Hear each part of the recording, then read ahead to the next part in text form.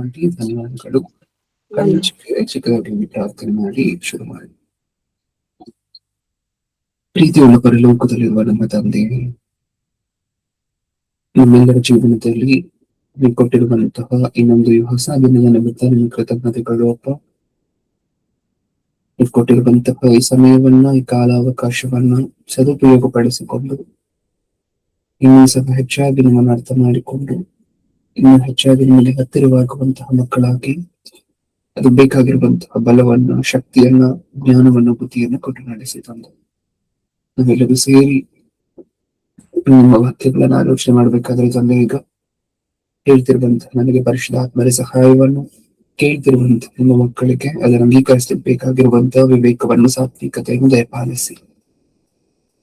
ನನ್ನ ಪ್ರಾರ್ಥನೆ ಯೇಸು ಕ್ರಿಸ್ತರ ನಾಮದಲ್ಲಿ ಸಮರ್ಪಿಸಿ ಬೇಡಿಕೊಳ್ಳುತ್ತಿದ್ದೇನೆ, ಪರಲೋಕದಲ್ಲಿರುವ ನಮ್ಮ ತಂದೆಗೆ. ಆಮೆನ್. ಪ್ರಿಯರಾದ ದೇವಜನರೇ, ಇವತ್ತು ಇನ್ನೊಂದು ಸಾಮ್ಯ ರೂಪವನ್ನು ಆಲೋಚನೆ ಮಾಡ್ಲಿಕ್ಕೆ ಹೊರಟಿದ್ವಿ ಸತ್ಯವೇದದಿಂದ. ಯಾಕಂದ್ರೆ ಯಾವ ಸಾಮ್ಯ ರೂಪವನ್ನು ಆಲೋಚನೆ ಮಾಡ್ತಿದೀವಿ? ಸತ್ಯವೇದದಲ್ಲಿ ನಮಗೆ ತನ್ನ ಮಗನ ಮದುವೆ ಮಾಡ್ಲಿಕ್ಕೆ ಹೊರಟಿರುವಂತಹ ಒಂದು ಅರಸನ ಸಾಮ್ಯ ರೂಪ ಕಾಣಿಸುತ್ತೆ, ನಿಜಾನ? ಆ ಸಾಮ್ಯ ರೂಪದ ಬಗ್ಗೆ ಆಲೋಚನೆ ಮಾಡೋಣ ಇವತ್ತು. ಮತ್ತಾಯನು ಬರೆದ ಸುವಾರ್ತೆ. ಸೊ ಇದು ನಾವು ಇಷ್ಟು ದಿನ ಆಲೋಚನೆ ಮಾಡ್ತಿರುವಂತಹ ಸಾಮ್ಯ ರೂಪಗಳ ಮುಂದಿನ ಭಾಗವಾಗಿರುತ್ತೆ. 12ನೇ ಭಾಗ ಅನ್ಸುತ್ತಲ್ವ ಬಹುಶಃ. ಓಕೆ. ಮತ್ತಾಯನು ಬರೆದ ಸುವಾರ್ತೆ 22ನೇ ಅಧ್ಯಾಯ 1ನೇ ವರ್ಷದಿಂದ ಓದ್ಲಿಕ್ಕೆ ಶುರು ಮಾಡೋಣ. 22:1. ಯೇಸು ಬೋಧನೆ ಮಾಡುತ್ತಾ ಇನ್ನು ಸಾಮ್ಯ ರೂಪವಾಗಿ ಅವರಿಗೆ ಹೇಳಿದ್ದೇನೆಂದರೆ, ಪರಲೋಕ ರಾಜ್ಯವು ಮಗನಿಗೆ ಮದುವೆ ಮಾಡಿದ ಒಬ್ಬ ಅರಸನಿಗೆ ಹೋಲಿಕೆಯಾಗಿದೆ. ಅವನು ಮದುವೆಗೆ ಹೇಳಿಸಿಕೊಂಡವರನ್ನು ಕರೆಯುವುದಕ್ಕೆ ತನ್ನ ಆಳುಗಳನ್ನು ಕಳುಹಿಸಲು ಬರುವುದಕ್ಕೆ ಅವರಿಗೆ ಮನಸ್ಸಿರಲಿಲ್ಲ.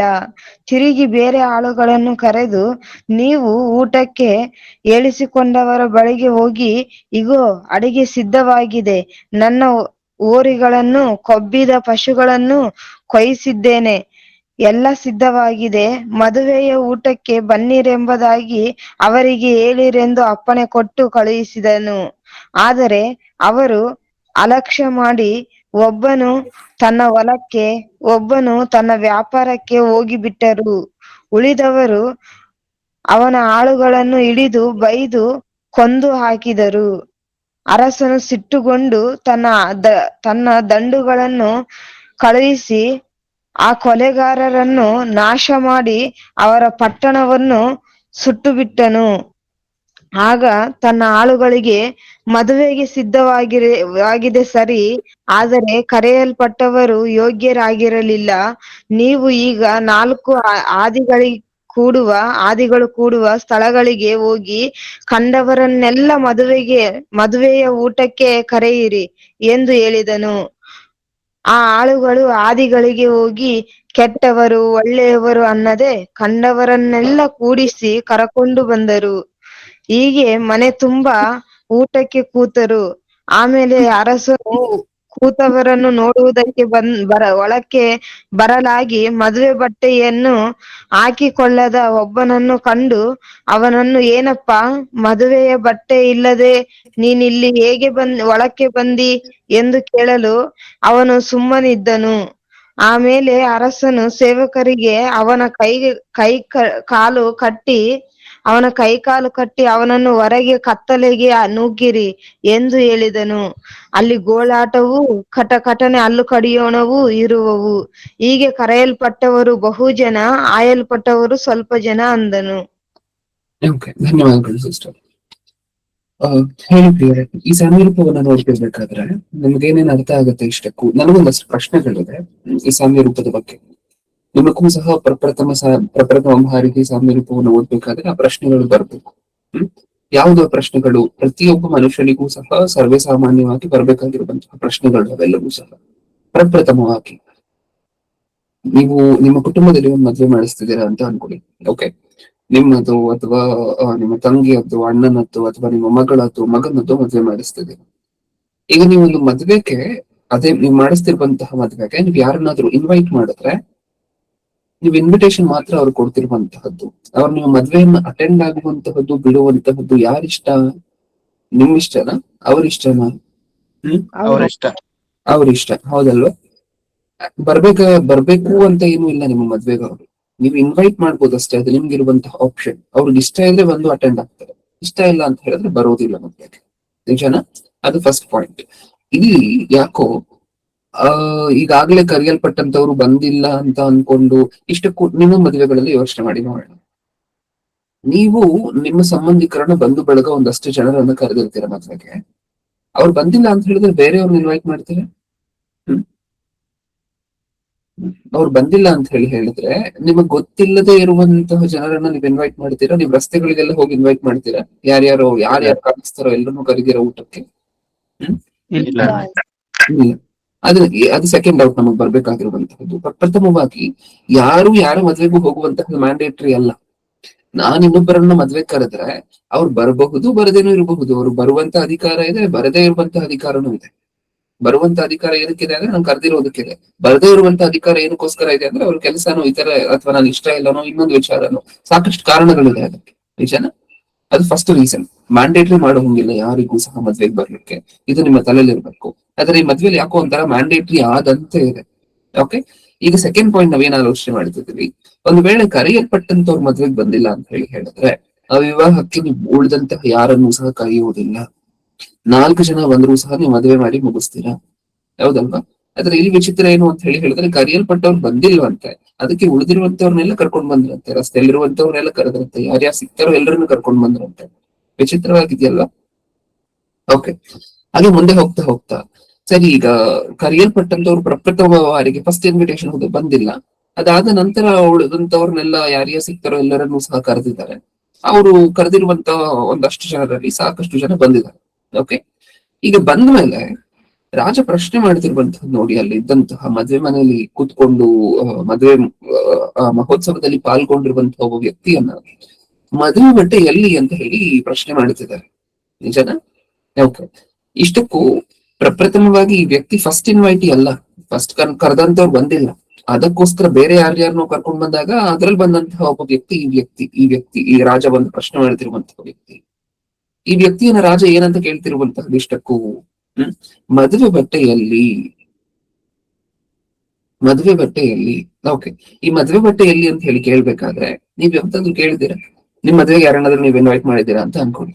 ಓಕೆ, ಅವ್ರು ಅಷ್ಟೊಂದ್ ಚೆನ್ನಾಗಿರುವಂತಹ ಬಟ್ಟೆಯನ್ನ ಹಾಕೊಂಡ್ ಬಂದಿಲ್ಲ. ಈಗ ಮದುವೆ ಮಧ್ಯದಲ್ಲಿ ಹೋಗಿ ಆ ವ್ಯಕ್ತಿಯನ್ನ ಮದುವೆ ಬಟ್ಟೆ ಏನಕ್ಕೆ ಹಾಕೊಂಡ್ ಬಂದಿಲ್ಲ, ಈ ತರ ಬಟ್ಟೆನೆ ಏನಕ್ಕೋಸ್ಕರ ಹಾಕೊಂಡ್ ಬಂದಿಲ್ಲ, ಈ ತರ ವಸ್ತ್ರನೇ ಹಾಕೊಂಡ್ ಬರ್ಬೇಕಲ್ವಾ, ಪಂಚೆ ಮತ್ತೆ ರೇಷ್ಮೆ ಶರ್ಟೆ ಹಾಕೊಂಡ್ ಬರ್ಬೇಕಲ್ವಾ, ಯಾಕೆ ಹಾಕೊಂಡ್ ಬಂದಿಲ್ಲ ಅಂತ ಕೇಳ್ತೀರಾ ವ್ಯಕ್ತಿಯನ್ನ ನೀವು? ಅದ್ ಸಭಾ ನೀವ್ ಕೇಳಿದ್ರೆ ಇಲ್ಲ, ಅದ್ ಅವ್ರ ಇಷ್ಟ, ಅವ್ರು ಹೆಂಗ್ ಬರ್ಬೇಕು ಅಂತ ಅನ್ಕೊಂಡಿದಾರೋ ಅದು ಅವ್ರಿಗೆ ಬಿಟ್ಟಿರುವಂತಹ ವಿಚಾರ. ನೀವು ಅದನ್ನ ಪ್ರಶ್ನೆ ಮಾಡುವಂಗಿಲ್ಲ. ಅದು ಸಹ ನಡೆಯಬಾರ್ದಾಗಿರುವಂತಹ ವಿಚಾರ, ಯಾರ ಮದ್ವೆಯಲ್ಲೂ ನಡೆಯದೇ ಇರುವಂತಹ ವಿಚಾರ. ನಿಜಾನ? ಆದ್ರೆ ಈ ವಿಚಾರದಲ್ಲಿ ಮೂರೂ ಸಹ ವಿಚಿತ್ರವಾಗಿ ನಡೀತಿದೆ. ಆ ವ್ಯಕ್ತಿ ಬಟ್ಟೆ ಹಾಕೊಂಡ್ ಬಂದಿಲ್ಲ ಅಂತ ಮತ್ತೆ ಕತ್ಲೆ ಗುಂಡಿಗೆ ತಗೊಂಡು ಹೋಗಿ ಹಾಕ್ತಿದ್ದಾರೆ. ನಿಜಾನ? ನೀವು ಕೊನೆಯಲ್ಲಿ ಅದನ್ನೇ ಓದಿತ್ತು. ಆ ವ್ಯಕ್ತಿ ಮದ್ವೆ ಬಟ್ಟೆ ಹಾಕೊಂಡ್ ಬಂದಿಲ್ಲ ಅಂತ ಹೇಳಿ ಕೊನೆಗೆ ತಗೊಂಡು ಹೋಗಿ ಕತ್ತಲೆ ಗುಂಡಿಗೆ ಹಾಕ್ತಿದ್ದಾರೆ. ಮದ್ವೆ ಬಟ್ಟೆ ಹಾಕೊಂಡ್ ಬಂದಿಲ್ಲ ಅಂದ್ರೆ ಕತ್ತಲೆ ಗುಂಡಿಗೆ ಹಾಕ್ತಾರೆ? ಇದು ನಾವ್ ನೋಡೇ ಇಲ್ಲ ಅಲ್ವಾ ಇವತ್ವರೆಗೂ ಸಹ ಯಾವ ವಿವಾಹದಲ್ಲಿ, ಯಾವ ಮದ್ವೆಯಲ್ಲೂ ಸಹ. ಓಕೆ, ಇದಿಷ್ಟನ್ನು ಸಹ ನಿಮ್ಮ ತಲೆಯಲ್ಲಿ ಇಟ್ಕೊಂಡು ಇವಾಗ ಹೇಳಿ, ಈ ಸಾಮ್ಯ ರೂಪ ಪೂರ್ತಿ ನಮ್ಗೆ ಅರ್ಥ ಆಗಿದೆ ಅಲ್ವಾ? ಒಬ್ಬ ರಾಜ ತನ್ನ ಮಗನ ಮದ್ವೆ ಮಾಡ್ಲಿಕ್ಕೆ ಹೊರಟಿದ್ದಾನೆ. ಆ ಮದ್ವೆಗೆ ಸಾಕಷ್ಟು ಜನರನ್ನ ಈಗಾಗ್ಲೇ ಕರೆದಿದ್ದಾರೆ. ಕರೆದಿರುವಂತವ್ರು ಯಾರು ಬರದೇ ಇರುವಂತಹ ಕಾರಣದಿಂದ ಬೇರೆಯವರನ್ನ ಯಾರ್ಯಾರು ಸಿಗ್ತಾರೋ ಎಲ್ಲರನ್ನೂ ಸಹ ರಸ್ತೆಗಳಲ್ಲಿ ಅಲ್ಲಿ ಇಲ್ಲಿ ಯಾರ್ಯಾರು ಸಿಗ್ತಾರೋ ಎಲ್ಲರನ್ನೂ ಸಹ ಕರೀಲಿಕ್ಕೆ ಹೇಳ್ತಾರೆ. ಮತ್ತೆ ಕರೆದಿರುವಂತವರಲ್ಲಿ ಸಾಕಷ್ಟು ಜನ ಬರ್ತಾರೆ. ಸೆಕೆಂಡ್ ಟೈಮ್ ಕರೆದಿರುವಂತಹದ್ರಲ್ಲಿ ಸಾಕಷ್ಟು ಜನ ಬರ್ತಾರೆ. ಅವರೆಲ್ಲ ಬಂದ ಮೇಲೆ ಮತ್ತೆ ಬಟ್ಟೆಯನ್ನು ಸಹ ಈ ವ್ಯಕ್ತಿ ಚೆಕ್ ಮಾಡ್ತಿದ್ದಾರೆ. ಮದುವೆಗೆ ಬಂದಿರುವಂತಹವರೆಲ್ಲರೂ ಸಹ ಮದುವೆ ಬಟ್ಟೆನೆ ಹಾಕೊಂಡ್ ಬಂದಿದಾರ ಅನ್ನುವಂತೆ ವಸ್ತ್ರವನ್ನು ಸಹ, ಬಂದಿರುವಂತವರ ವಸ್ತ್ರವನ್ನು ಸಹ ಚೆಕ್ ಮಾಡ್ತಿದ್ದಾರೆ ಈ ರಾಜ. ಯಾವ್ದಲ್ವಾ? ಈ ಮಗನದ್ದು ಏನೋ ಗೊತ್ತಿಲ್ಲ, ಆದ್ರೆ ರಾಜ ಮಾತ್ರ ಅದ್ ಹಿಂಗೆ ಇರ್ಬೇಕು ಹಂಗೆ ಇರ್ಬೇಕು ಅಂತ ಹೇಳಿ ಕಂಡೀಷನ್ ಮಾಡ್ತಿರುವಂತಹ ರಾಜನಂತೆ ಕಾಣಿಸ್ತಿದ್ದಾರೆ ನಮ್ಮ ಕಣ್ಣಿಗೆ. ಆಮೇಲೆ ಮದುವೆ ಬಟ್ಟೆ ಯಾರ ಹತ್ರ ಇರೋದಿಲ್ವೋ ಅವರನ್ನ ಕತ್ತಲೆ ಗುಂಡಿಗೆ ಒಪ್ಪಿಸ್ತಿದ್ದಾರೆ. ಈಗ ಈ ಸಾಮ್ಯ ರೂಪದಲ್ಲಿ ರಾಜ ಅಂದ್ರೆ ಯಾರು, ಮಗನು ಅಂದ್ರೆ ಯಾರು, ಮದುವೆ ಅಂದ್ರೆ ಏನು, ಅಲ್ಲಿ ಮತ್ತೆ ಅಲ್ಲಿ ಬಂದು ಕುತ್ಕೊಂಡು ಬಟ್ಟೆ ಇಲ್ಲದೆ ಮತ್ತೆ ಕತ್ತಲೆ ಗುಂಡಿಗೆ ಹೋಗ್ತಿರುವಂತವ್ರು ಅಂದ್ರೆ ಯಾರು ಅಂತ ಹೇಳಿ ನೀವ್ ಹೇಳ್ತೀರಾ? ರಾಜ ಅಂದ್ರೆ ತಂದೆಯಾದ ದೇವರು, ಮಗನಂದ್ರೆ ಯೇಸು ಕ್ರಿಸ್ತನು, ಮತ್ತೆ ಬಟ್ಟೆ ಹಾಕ್ ಬಟ್ಟೆ ಇಲ್ಲದವನಂದ್ರೆ ಆ ಅನ್ಯ ಜನರಾಗಿರು. ಬಟ್ಟೆ ಇಲ್ಲದವರು ಅಂದ್ರೆ ಯೇಸು ಕ್ರಿಸ್ತನ ನಂಬಲಾರದವರು. ನಂಬದೇ ಇರುವಂತವರು. ಓಕೆ. ಮದುವೆ ಅಂದ್ರೆ ದೇವರ ರಾಜ್ಯ. ಮದುವೆ ಅಂದ್ರೆ ದೇವರ ರಾಜ್ಯ. ಓಕೆ. ಇನ್ನ ಉಳಿದಂತೆ ಇನ್ನು ಏನಾದ್ರು ಉತ್ತರಗಳಿದೆಯಾ? ರಾಜನು ಅಂದ್ರೆ ಅವ್ರು ಹೇಳಿದ ಹಾಗೆ ತಂದೆ ದೇವರು. ಹ್ಮ್ ಆಮೇಲೆ ಬಂದ್ಬಿಟ್ಟು ಯೇಸು ಕ್ರಿಸ್ತ ದೇವರು. ಹ್ಮ್ ತನ್ನವರನ್ನಂತಂದ್ರೆ ಇಸ್ರಾಯೇಲರನ್ನು ಮುಂಚೆ ಕರೆದ್ರು. ಇಸ್ರಾಯೇಲ್ ಕರೆದ ನಂತರ ಹ್ಮ್ ಆಮೇಲೆ ಇಸ್ರಾಯೇಲ್ ದೇವರ ಮಾತಿ ಕಿವಿಗೊಡದೆ ಹೋದಾಗ ಹ್ಮ್ ಆ ಭಾಗ್ಯತೆ ಎಲ್ಲಾ ಅನ್ಯರಿಗೂ ಪ್ರತಿಯೊಬ್ಬರಿಗೂ ಸಿಕ್ಕಂತಾಯ್ತು. ಹ್ಮ್ ಆಮೇಲೆ ಎಲ್ಲರೂ ಬಂದ್ರು. ಹ್ಮ್ ಆಮೇಲೆ ಉಳಿದ ಅವರು ಮದ್ವೆ ಬಟ್ಟೆ ಹಾಕೊಳ್ಳದೆ ಇರುವಂತರಂತಂದ್ರೆ ರಕ್ಷಣೆಯಲ್ಲಿ ಎಲ್ಲರನ್ನು ಕರೆದಾಗ ಕೆಲವರು ದೇವರ ಮಾತಿಗೆ ಕರೆಯದೆ ಹ್ಮ್ ಇರ್ತಾರಲ್ವಾ, ಅವರನ್ನು ದೇವರು ಶಿಕ್ಷಿಸುವಂತದ್ದು ನಾವು ನೋಡ್ತೇವೆ. ಓಕೆ, ಆಯ್ತು. ಧನ್ಯವಾದಗಳು ಇಬ್ಬರಿಗೂ ಸಹ. ಇನ್ನು ಯಾರಾದ್ರೂ ಕೊಡ್ತೀರಾ? ಹೇಳ್ಬೇಕು ಅಂತ ಇರುವಂತವ್ರು ಹೇಳಿ ಧೈರ್ಯವಾಗಿ. ಕರೆಸಿ ಕರೆಸಿಕೊಂಡ ಮೇಲೆ ಕೂಡ ದೀಕ್ಷೆ ಸ್ನಾನ ತಗೊಂಡೇ ಇರುವಂತರೇ ಅದು ಬಟ್ಟೆ ಇಲ್ಲದವರಣ ಅಂದ್ರೆ ಬಟ್ಟೆನ ಕೇಳ್ತಾ ಇದಾರಲ್ವಾ. ಓಕೆ, ದೀಕ್ಷೆ ಸ್ನಾನ ತಗೊಳ್ಳದೆ ಇರುವಂತವ್ರು. Okay, done. ಇನ್ನೊಬ್ಬರು ಹೇಳ್ಬೋದು, ಆಮೇಲೆ ಹೋಗೋದು. ದೀಕ್ಷಾ ಸ್ನಾನ ತೆಗೆದುಕೊಂಡು ಸತ್ಕ್ರಿಯೆಗಳೆನ್ನುವಂತ ವಸ್ತ್ರ ಧರಿಸಿಕೊಳ್ಳದವರು ಆಗಿರ್ತಾರಣ ಅವರು, ವಸ್ತ್ರ ಇಲ್ಲದವರು. ವಸ್ತ್ರ ಇಲ್ಲದೆ ಇರುವಂತವ್ರು ಅಂದ್ರೆ ಕ್ರಿಯೆಗಳಿಲ್ಲದೆ ಇರುವಂತವ್ರು. ಓಕೆ. ಓಕೆ, ಧನ್ಯವಾದಗಳು ಉತ್ತರ ಕೊಟ್ಟಿರುವಂತಹ ಎಲ್ಲರಿಗೂ ಸಹ. ಧೈರ್ಯವಾಗಿ ಹೇಳಿದ್ದೀರಾ, ನಿಮ್ಗೆ ಗೊತ್ತಿರುವಂತಹದ್ದು ಸರಿಯಾಗಿರುವಂತಹ ಉತ್ತರಗಳು ಸಹ ಸಾಕಷ್ಟು ಜನ ಕೊಟ್ಟಂತಹದ್ದು. ಓಕೆ, ಈಗ ಸಾಕಷ್ಟು ಜನ ಹೇಳಿರೋ ಹಾಗೆ ಇಲ್ಲಿ ತಂದೆ ಆಗಿರುವಂತಹ ದೇವರು ಅಂತ, ಅರಸನು ಅಂತ ಹೇಳಿದ್ರೆ ತಂದೆ ಆಗಿರುವಂತಹ, ಇಲ್ಲಿ ಮೈನ್ ಕ್ವಶನ್ ಏನು ಅಂತ ಹೇಳಿ ಕೊನೆಯದಾಗಿ ನಮ್ಗೆ ಗೊತ್ತಾಗುತ್ತೆ. ತಂದೆ ಆಗಿರುವಂತಹ ದೇವರು ಅಂದ್ರೆ ನೀವೆಲ್ಲರೂ ಹೇಳಿದ ಹಾಗೆ, ಕ್ಷಮಿಸಿ, ಅರಸನು ಅಂತ ಹೇಳಿದ್ರೆ ನೀವೆಲ್ಲರೂ ಹೇಳಿದ ಹಾಗೆ ತಂದೆ ಆಗಿರುವಂತಹ ದೇವರೇ. ಓಕೆ, ತನ್ನ ಮಗನು ಅಂದ್ರೆ ಮದುವೆ ವಿವಾಹಕ್ಕೆ ಬರ್ತಿರುವಂತಹ ವಧು ಅಂತ ಹೇಳಿದ್ರೆ ಯೇಸು ಕ್ರಿಸ್ತವೇ, ಅದ್ರಲ್ಲಿ ಬೇರೆ ಡೌಟ್ ಇಲ್ಲ. ಓಕೆ, ಅದನ್ನು ಹೊರತುಪಡಿಸಿ ಮುಂದೆ ಹೋಗ್ತಾ ಹೋಗ್ತಾ ವಿವಾಹ ಅನ್ನುವಂತಹದ್ದು ಏನಿದೆ ಅಲ್ವಾ, ಯೇಸು ಕ್ರಿಸ್ತರ ವಿವಾಹ ಅಂದ ತಕ್ಷಣ ನಮ್ಮೆಲ್ಲರ ತಲೆಗೂ ಬರುವಂತಹದ್ದು ಯೇಸು ಕ್ರಿಸ್ತರಿಗೂ ಸಭೆಗೂ ಮಧ್ಯೆ ನಡೆದಂತಹ ಆ ಒಂದು ಬಂಧ, ಒಂದು ಸಂಬಂಧ. ಅದರಲ್ಲೂ ಸಹ ಯಾವ ಒಂದು ಡೌಟ್ ಇಲ್ಲ. ಅದಕ್ಕೆ ಬೇಕಾದ್ರೆ ರೆಫರೆನ್ಸ್ ಆಗಿ ದಯವಿಟ್ಟು ಕೋಟ್ ಮಾಡ್ಕೊಳ್ಳಿ. ನಾನು ಈಗಾಗಲೇ ಹೇಳಿರೋ ಹಾಗೆ ಕಳೆದ ವಾರ ಸಾಮ್ಯ ರೂಪ ಮಾಡ್ಬೇಕಾದ್ರೆ ನಮ್ಮ ನೋಟ್ಸ್ ಅಲ್ಲಿರುವಂತಹ ಪ್ರತಿಯೊಂದು ಕ್ಯಾರೆಕ್ಟರ್ ಹೆಸರು ಸಹ ಬರೆದು ಅದ್ರ ಕೆಳಗಡೆ ಆ ಕ್ಯಾರೆಕ್ಟರ್ ಯಾರು ಅನ್ನೋದಕ್ಕೆ ಸಪೋರ್ಟಿಂಗ್ ವರ್ಡ್ಸ್, ಸಪೋರ್ಟಿಂಗ್ ರೆಫರೆನ್ಸಸ್ ಅನ್ನ ಬರೀಬೇಕು. ಓಕೆ, ನಮ್ಮ ನೋಟ್ಸ್ ಹಂಗೆ ಇರ್ಬೇಕು ಅಷ್ಟು ನೀಟಾಗಿ. ಪ್ರಪ್ರಥಮವಾಗಿ ಆ ರಾಜನು ತಂದೆ ಆಗಿರುವಂತಹ ದೇವರು ಅಂತ ಹೇಳಲಿಕ್ಕೆ 2 ವಚನ ಬರ್ಕೊಳ್ಳಿ, ಓದುವಂತ ಅವಶ್ಯಕತೆ ಇಲ್ಲ. ಯೆಶಾಯನ ಗ್ರಂಥ 33ನೇ ಅಧ್ಯಾಯ 22ನೇ ವಚನ. ಇದು ಪ್ರಪ್ರಥಮವಾಗಿರುವಂತಹ ಕ್ಯಾರೆಕ್ಟರ್ ಆಗಿರುವಂತಹ ಅರಸನು ತಂದೆಯಾಗಿರುವಂತಹ ದೇವರು ಅಂತ ಹೇಳಲಿಕ್ಕೋಸ್ಕರ ಈ ವಚನಗಳು. ಯೆಶಾಯನ ಗ್ರಂಥ 33ನೇ ಅಧ್ಯಾಯ 22ನೇ ವಚನ. ಅದರ ಜೊತೆಯಲ್ಲಿ ಕೀರ್ತನೆಗಳು 47ನೇ ಅಧ್ಯಾಯ 7ನೇ ವಚನ. ಅದರ ಈ 2 ವಚನಗಳಲ್ಲಿ ನಮಗೆ ದೇವರು ಈ ಭೂಲೋಕಕ್ಕೆ, ಈ ಭೂಮಿಯ ಮೇಲೆ ಇರುವಂತಹ ಸರ್ವವನ್ನು ಸಹ ಪರಿಪಾಲಿಸುವಂತಹ ರಾಜ ಅಂತ ಹೇಳಿ ನಮಗೆ ಕಾಣಿಸ್ತಾರೆ. ಓಕೆ, ನೆಕ್ಸ್ಟ್ ಇನ್ನು 2ನೇ ಕ್ಯಾರೆಕ್ಟರ್ ಯಾರು? ತನ್ನ ಮಗನು, ಅರಸನ ಮಗನು. ನಿಜನ? ಅದಕ್ಕೋಸ್ಕರ ಮತ್ತಾಯನು ಬರೆದ ಸುವಾರ್ತೆ 3:17, ಯೋಹಾನನು ಬರೆದ ಸುವಾರ್ತೆ 3:16, ಕೊಲೊಸ್ಯರಿಗೆ ಬರೆದ ಪತ್ರಿಕೆ 1:18, ಈ 3 ರೆಫರೆನ್ಸ್ ಅನ್ನು ಬರ್ಕೊಡಿ. ಓಕೆ, ಈಗ ವಿವಾಹ ಅನ್ನುವಂತಹ ಸಬ್ ಡಿವಿಷನ್ಗೆ ಬರೋಣ. ಯಾಕೆಂದ್ರೆ 3ನೇ ಇಂಪಾರ್ಟೆಂಟ್ ಆಗಿರುವಂತಹ ವಿಷಯವಾಗಿ ವಿವಾಹ ಅನ್ನುವಂತಹದ್ದು ಕಾಣಿಸ್ತಿದೆ ನಮಗೆ. ಈ ವಿವಾಹ ಅನ್ನುವಂತಹದ್ರಲ್ಲಿ ಓದೋಣ ಇದರ ತೆಗೆದು. ಯಾಕಂದ್ರೆ ಇನ್ನೂ ಸಹ ತಂದೆ ಆಗಿರುವಂತಹ ದೇವರು ಯೇಸು ಕ್ರಿಸ್ತರು, ಇದರ ಬಗ್ಗೆ ಯಾವುದೇ ಕನ್ಫ್ಯೂಷನ್ ಇಲ್ಲ. ಆದ್ರೆ ಸಾಕಷ್ಟು ಜನ ಒಂದು ವೇಳೆ ವಿವಾಹ ಅನ್ನುವಂತಹದ್ದು ಏನಾಗಿರಬಹುದು ಅನ್ನುವಂತಹದ್ದು ಇನ್ನೂ ಸಹ ಓದಿಲ್ಲ ಅಂತ ಹೇಳಿದ್ರೆ ಈ 2 ವಚನಗಳನ್ನು ಓದೋಣ. ವಿವಾಹ ಅಂದ್ರೆ ಏನು? ಪ್ರಕಟಣೆ ಗ್ರಂಥ 19ನೇ ಅಧ್ಯಾಯ 7ನೇ ವಚನ, 19:7.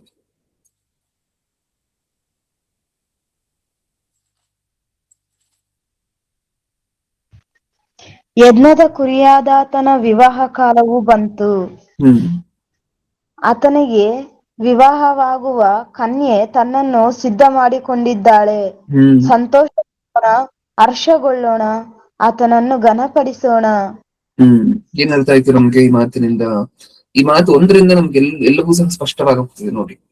ಹಾಗಿದ್ರೆ ಅಲ್ಲಿ ಮಗನ ಸ್ಥಾನದಲ್ಲಿರುವಂತಹ ಯೇಸು ಕ್ರಿಸ್ತನು ಅಂತಾನು ಇದೇ ಹೇಳ್ತದೆ. ಯಜ್ಞದ ಕುರಿಯಾದ ಆತನ ವಿವಾಹ ಕಾಲವು ಬಂತು. ಯಜ್ಞದ ಕುರಿ ಅಂತ ಹೇಳಿ ಹೇಳಿದ್ರೆ ಯಾರು? ಯೇಸು ಕ್ರಿಸ್ತರು. ಓಕೆ, ತನ್ನ ವಿವಾಹ ಕಾಲವು ಬಂತು. ಆತನಿಗೆ ವಿವಾಹವಾಗುವ ಕನ್ಯೆ ತನ್ನನ್ನು ಸಿದ್ಧ ಮಾಡಿಕೊಂಡಿದ್ದಾಳೆ. ಸಂತೋಷ ಪಡೋಣ, ಹರ್ಷಗೊಳ್ಳೋಣ, ಆತನನ್ನು ಘನಪಡಿಸೋಣ ಎಂದು ಹೇಳಿತು. ಆತನನ್ನ ವಿವಾಹವಾಗುವಂತಹ ಕನ್ಯೆ ಸಿದ್ಧಳಾಗಿದ್ದಾಳೆ. ಕನ್ಯೆ ಅನ್ನುವಂತಹದ್ದು ಅಥವಾ ಮೊದಲ ಕಿತ್ತಿಯರು ಅನ್ನುವಂತಹದ್ದು ಆ ಸಂಘವನ್ನ, ಆ ಒಂದು ಗ್ರೂಪ್ ಅನ್ನ, ಒಂದು ಗುಂಪನ್ನ ನಾವು ಸಭೆಗೆ ಅಲ್ವಾ ಹೋಲಿಸಲ್ಪಟ್ಟಿರುವಂತೆ ನಾವು ನೋಡ್ತೀವಿ. ಇನ್ನೊಂದು ಲಕ್ಷಣವನ್ನು ನೋಡೋಣ, ಯೋಹಾನನು ಬರೆದ ಸುವಾರ್ತೆ. ಇನ್ನು ಮೂರನೇ ವಿಷಯದಲ್ಲಿದ್ದೀವಿ, ಸಾಮ್ಯ ರೂಪದಲ್ಲಿ. ಮೂರನೇ ವಿಷಯ, ಆ ಮದುವೆ ಅಂದ್ರೆ ಏನು ಇಷ್ಟಕ್ಕೂ ಅನ್ನುವಂತಹದ್ರ ಬಗ್ಗೆ. ಯೋಹಾನನು ಬರೆದ ಸುವಾರ್ತೆ ಮೂರನೇ ಅಧ್ಯಾಯ 29ನೇ ವಚನ, 3:29. ಮೊದಲಗಿತ್ತಿಯುಳ್ಳವನೇ ಮದಲಿಂಗನು.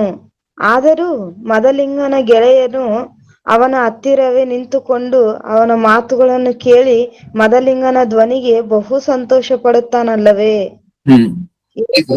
ಸಾಮ್ಯ ರೂಪವಾಗಿ ಜೊತೆಯಲ್ಲಿ ಹೇಳ್ತಾ ಇದು ಸಪರೇಟ್ ಸಾಮ್ಯ ರೂಪ ಇಷ್ಟಕ್ಕೂ. ಈ ಸಾಮ್ಯ ರೂಪದಲ್ಲಿ ಹೇಳಿರುವಂತಹ ಸಂಬಂಧ, ಮೊದಲಗಿತ್ತಿಯರು, ಮದಲಿಂಗನು ಅನ್ನುವಂತಹದ್ದು ಪ್ರತಿಯೊಂದು ಸಹ ಹೋಲಿಕೆ ಆಗಿರುವಂತಹದ್ದು ಕ್ರಿಸ್ತನು ಮತ್ತೆ ಸಭೆಗಿರುವಂತಹ ಒಂದು ಸಂಬಂಧವನ್ನ. ಓಕೆ, ಈಗಾಗಲೇ ಹೇಳಿದ ಹಾಗೆ ನಮ್ಮ ಫೋಕಸ್ ಇದರಲ್ಲಿ ಅರಸನು ಯಾರು, ಮಗನು ಯಾರು, ವಿವಾಹ ಏನು ಅನ್ನುವಂತಹದ್ದಲ್ಲ. ಇನ್ನು ಮುಂದೆ ಇನ್ನೂ ಇಂಪಾರ್ಟೆಂಟ್ ಆಗಿರುವಂತಹ ವಿಷಯ ಇದೆ, ಅಲ್ಲಿಗೆ ಹೋಗೋಣ. ಮೂರನೇ ವಿಷಯ ಇದು. ಈಗ ಓದಂತಹ ವಚನಗಳು ಬರ್ಕೊಳ್ಳಿದಾಗ್ಬಿಟ್ಟು ಪ್ರಕಟಣೆ ಗ್ರಂಥದಲ್ಲಿ ನಾವು ಓದಂತಹ ಮಾತು ಮತ್ತೆ ಇಲ್ಲಿ ನಾವು ಓದಂತಹ ಮಾತು ಎರಡನ್ನೂ ಸಹ ಈ ಥರ್ಡ್ ಕ್ಯಾರೆಕ್ಟರ್ ಅಥವಾ ಮೂರನೇ ವಿಷಯ ಏನು ಈ ಸಂದರ್ಭದಲ್ಲಿ ಅನ್ನುವಂತಹದ್ರ ಬಗ್ಗೆ ಬರ್ಕೊಳ್ಳಿ. ಇನ್ನು ನಾಲ್ಕನೇದಾಗಿ ಮುಂದೆ ಹೋಗ್ತಾ ಸ್ವಲ್ಪ ಜನ ಕೆಲಸದವರು ಹೋದ್ರಂತೆ ಕರೀಲಿಕ್ಕೆ. ಇದನ್ನ ನಾವು ಓದುದಲ್ವಾ ಸಾಮ್ಯ ರೂಪದಲ್ಲಿ. ಆ ಸಾಮ್ಯ ರೂಪದಲ್ಲಿ ಮದುವೆಗೆ ಕರೀಲಿಕ್ಕೋಸ್ಕರ ಅರಸನ ಪರವಾಗಿ, ಅರಸನ ಮಗನ ವಿವಾಹಕ್ಕೆ ಕರೀಲಿಕ್ಕೋಸ್ಕರ ಸ್ವಲ್ಪ ಜನ ಕೆಲಸದವರು ಹೋದ್ರಂತ. ನಿಜನ? ಆ ಕೆಲಸದವ್ರು ಯಾರು ಇಷ್ಟಕ್ಕೂ? ಆ ಕೆಲಸದವ್ರ ಬಗ್ಗೆ ಮಾತಾಡಿಲ್ಲ ಯಾರು ಸಹ.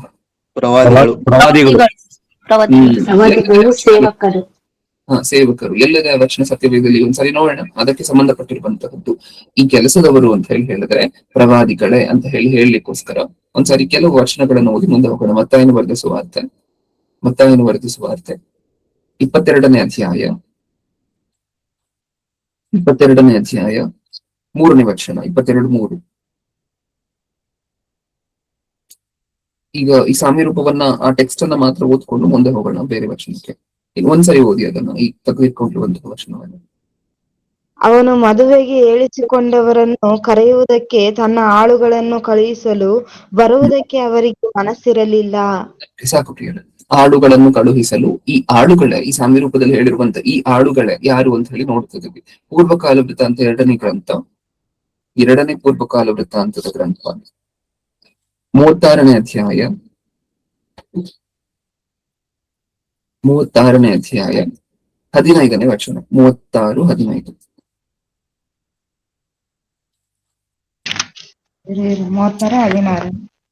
15.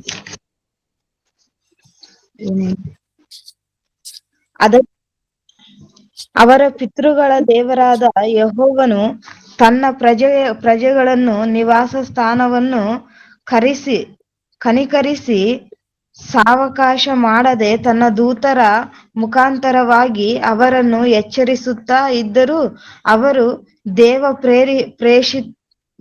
ಪ್ರೇಷಿತರನ್ನು ಗೇಲಿ ಮಾಡಿ ಆತನ ಮಾತುಗಳನ್ನು ತುಚ್ಛೀಕರಿಸಿ ಆತನ ಪ್ರವಾದಿಗಳನ್ನು ಹೀಯಾಳಿಸಿದ್ದರಿಂದ ಆತನ ಕೋಪಾಗ್ನಿಯು ಆತನ ಪ್ರಜೆಗಳ ಮೇಲೆ ಉರಿಯ ಹತ್ತಿತು. ಅದರ ಏನರ್ಥ ಆಯ್ತು ನಮ್ಗೆ ಈ ಮಾತಲ್ಲಿ?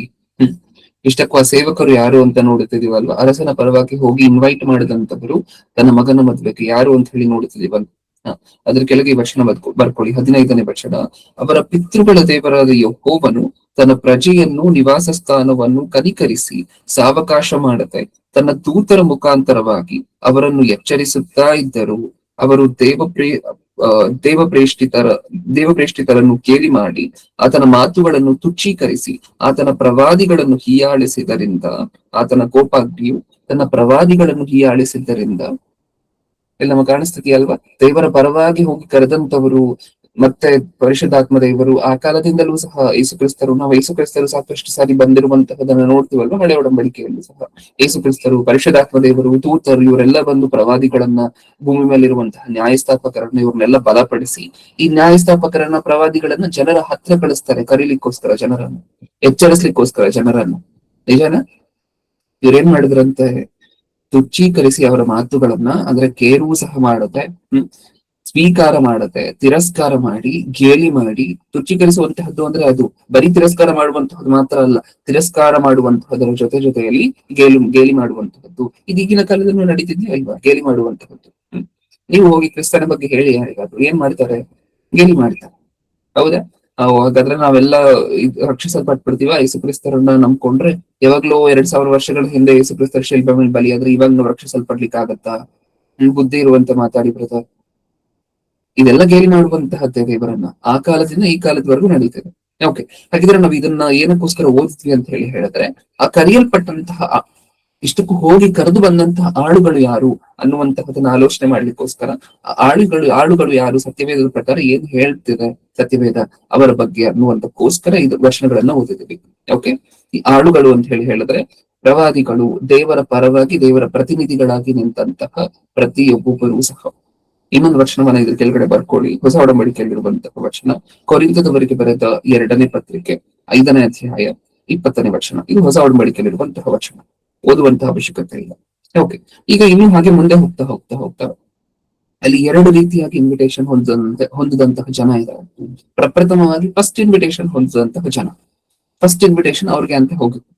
ಅವ್ರು ಬಂದಿಲ್ಲ ಅನ್ನುವಂತಹ ಅವ್ರು ಬಂದಿಲ್ಲ, ಅದಾದ ನಂತರ ಅವ್ರು ಬರದೇ ಇರುವಂತಹ ಸನ್ನಿವೇಶ ಏರ್ಪಟ್ಟ ನಂತರ ಆಮೇಲೆ ಉಳಿದಂತಹ ಎಲ್ಲರಿಗೂ ಸಹ ಇನ್ವಿಟೇಷನ್ ಹೋಗುತ್ತೆ.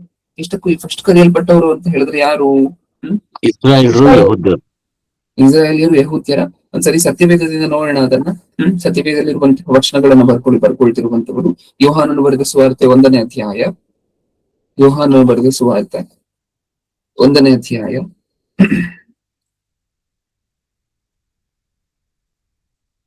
11ನೇ ವಚನ, 1:11.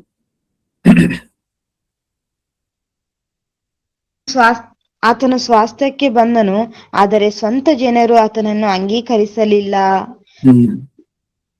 ಆತನು ತನ್ನ ಸ್ವಾಸ್ಥ್ಯಕ್ಕೆ ಬಂದನು. ತನ್ನ ಸ್ವಾಸ್ಥ್ಯ ಅಂತ ಹೇಳಿದ್ರೆ ಇಲ್ಲಿ ಲೋಕಕ್ಕೆ ಸಂಬಂಧಪಟ್ಟಿರುವಂತಹ ವಂಶದ ಬಗ್ಗೆ ಮಾತಾಡ್ತಿದ್ದಾರೆ. ವಂಶಕ್ಕೆ, ತನ್ನ ಲೀನಿಯೇಜ್ ನ ಬಗ್ಗೆ ಮಾತಾಡ್ತಿದ್ದಾರೆ. ತನ್ನ ಕುಟುಂಬ ಅಥವಾ ತಾನು ಹುಟ್ಟಿದಂತಹ ತನ್ನ ಗುಂಪಿನ ಬಗ್ಗೆ ಮಾತಾಡ್ತಿದ್ದಾರೆ. ತನ್ನ ಸ್ವಾಸ್ಥ್ಯಕ್ಕೆ ಬಂದನು, ಆದ್ರೆ ಅವರು ಆತನನ್ನ ಅಂಗೀಕರಿಸಿಲ್ಲ. ಇದು ಏನ್ ಹೇಳ್ತಿದೆ ನಮಗೆ? ಹಳೆ ಒಡಂಬಡಿಕೆಯಲ್ಲಿ ಸ್ವಾಸ್ಥ್ಯ, ಯೇಸುಕ್ರಿಸ್ತರ ಸ್ವಜನರು ಅಂತ ಹೇಳಿದ್ರೆ ಯಾರು ಈ ಭೂಮಿಯ ಮೇಲೆ? ಯಹೂದ್ಯರು, ಇಸ್ರಾಯೇಲ್.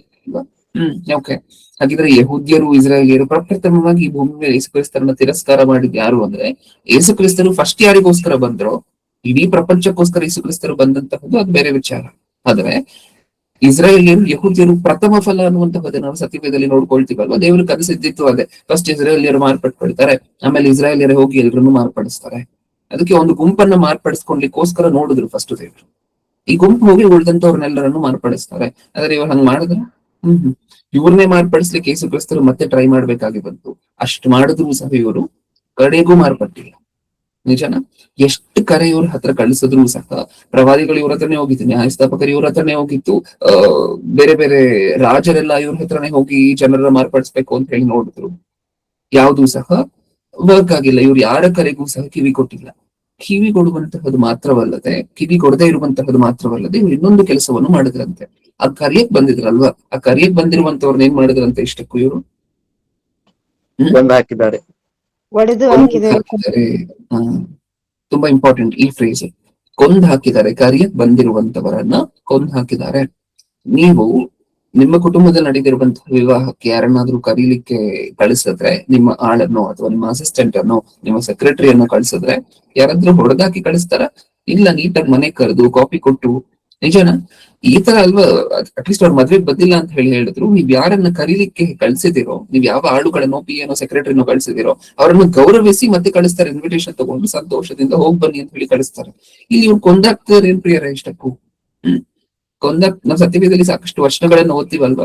ಇಸ್ರಾಯೇಲಿಯರು ತನ್ನ ಹತ್ರ ದೇವರು ಕಳಿಸಿರುವಂತಹ ಪ್ರವಾದಿಗಳನ್ನ, ನ್ಯಾಯಸ್ಥಾಪಕರನ್ನ, ಇನ್ನ ಉಳಿದಿರುವಂತಹ ಜನರನ್ನೆಲ್ಲ ಏನ್ ಮಾಡಿದ್ರಂತೆ? ಸಾಕಷ್ಟು ಜನರನ್ನ ನೀವು ಕೊಂದ್ರಿ ಅಂತ ಹೇಳುತ್ತೆ ಸತ್ಯವೇದ. ನೋಡೋಣ ಒಂದ್ಸರಿ ಅದನ್ನು ಸಹ.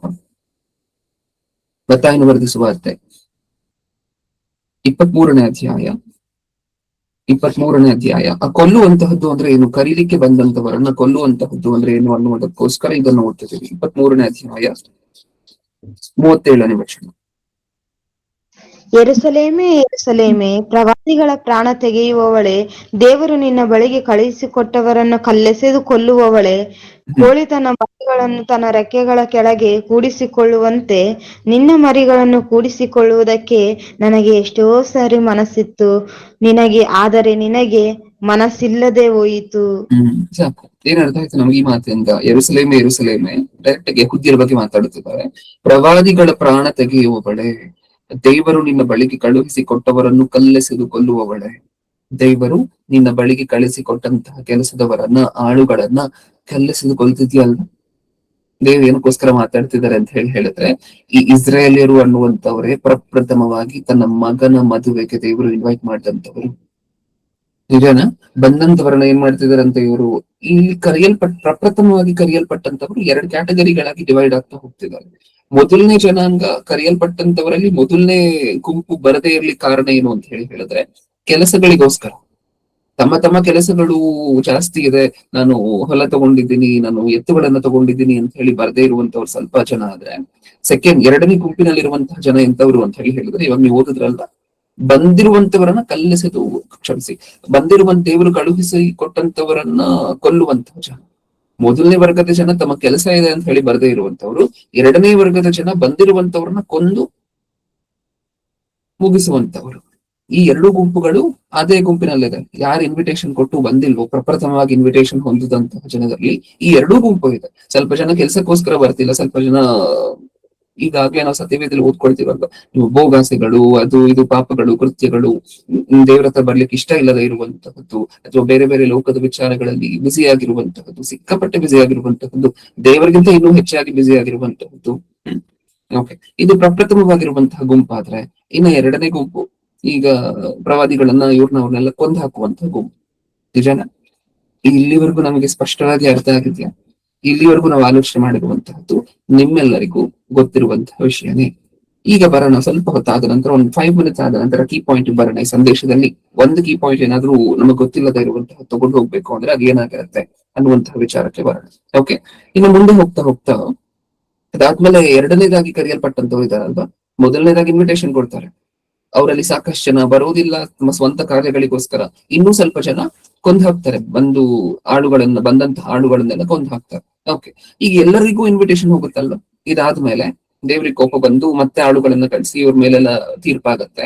ಈ ಕ್ರೂರವಾಗಿ ನಡ್ಕೊಂಡಿರುವಂತವ್ರ ಮೇಲೆಲ್ಲ ತೀರ್ಪಾಗತ್ತೆ. ಇಷ್ಟಕ್ಕೂ ಕ್ರೂರವಾಗಿ ನಡ್ಕೊಂಡಿರುವಂತವ್ರ ಮೇಲೆ ತೀರ್ಪಾಗುವಂತಹದ್ದು ಅಂದ್ರೆ ಏನು? ನಾವ್ ಆ ಬಿಟ್ಟನ್ನು ಓದಿದ್ವಿ, ನೆನಪಿದೆಯಾ ನಮಗೆ? ಒಂದ್ಸರಿ ಓದ್ತೀರಾ ಕ್ವಿಕ್ ಆಗಿ? ಮತ್ತಾಯನು ಬರೆದ ಸುವಾರ್ತೆ 22ನೇ ಅಧ್ಯಾಯದಲ್ಲಿ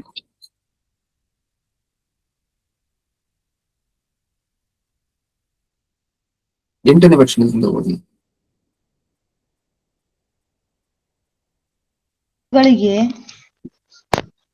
ಆಗ ತನ್ನ ಆಳುಗಳಿಗೆ, ಮದುವೆಗೆ ಸಿದ್ಧವಾಗಿದೆ ಸರಿ, ಆದರೆ ಕರೆಯಲ್ಪಟ್ಟವರು ಯೋಗ್ಯವಾಗಿರಲಿಲ್ಲ. 7ನೇ ವಚನವನ್ನು ಓದಿ ಡೈರೆಕ್ಟ್.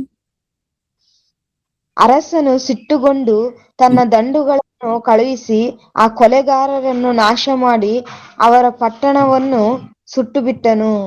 ಅರಸನು ಕೋಪಗೊಂಡು ತನ್ನ ದಂಡುಗಳನ್ನ ಕಳಿಸಿ ಆ ಪಟ್ಟಣವನ್ನು ಸುಟ್ಟು ಬಿಟ್ಟರು. ಅವರನ್ನು ನಾಶ ಮಾಡಿ ಆ ಪಟ್ಟಣವನ್ನು ಸುಟ್ಟು ಬಿಟ್ಟರು. ಇದ್ರ ಬಗ್ಗೆ ಮಿಸ್ ಮಾಡಿದ್ವಾ? ಮಾತಾಡಿಲ್ಲ ಅಲ್ವಾ? ಹೇಳಿ, ಏನಿದು? ಇಷ್ಟಕ್ಕೂ ಕೋಪಗೊಂಡು ಪಟ್ಟಣವನ್ನ ನಾಶ ಮಾಡುವಂತಹದ್ದು ಅಂದ್ರೆ ಏನು? ಇಸ್ರಾಯೇಲರನ್ನು ನಾಶ ಮಾಡುವುದು. ಇವಾಗ ನಾಶ ಮಾಡಿದ್ರು 1ನೇ ಶತಮಾನದಲ್ಲಿ.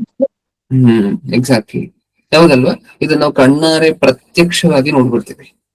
ಡೆಸ್ಟ್ರಾಯ್ ಆದಂತಹದ್ದು ಕ್ರಿಸ್ತ ಶಕ 70ರಲ್ಲಿ ಕಂಪ್ಲೀಟ್ ಆಗಿ ಇಸ್ರೇಲ್ ಅನ್ನುವಂತಹ ಪ್ರದೇಶನೇ, ಅಲ್ಲಿರುವಂತಹ ಜನ, ಅಲ್ಲಿರುವಂತಹವರನ್ನೆಲ್ಲ ಧ್ವಂಸ ಮಾಡಿ ಬಂದಂತಹ ರಾಜ, ಈಗಾಗ್ಲೇ ಬಂದಂತಹ ರಾಜ ಆಕ್ರಮಣ ಮಾಡಿ ದಾಳಿ ಮಾಡಿ ಇಡೀ ಪಟ್ಟಣದ ಕತೆ ಧ್ವಂಸ ಆಗೋಗುತ್ತೆ.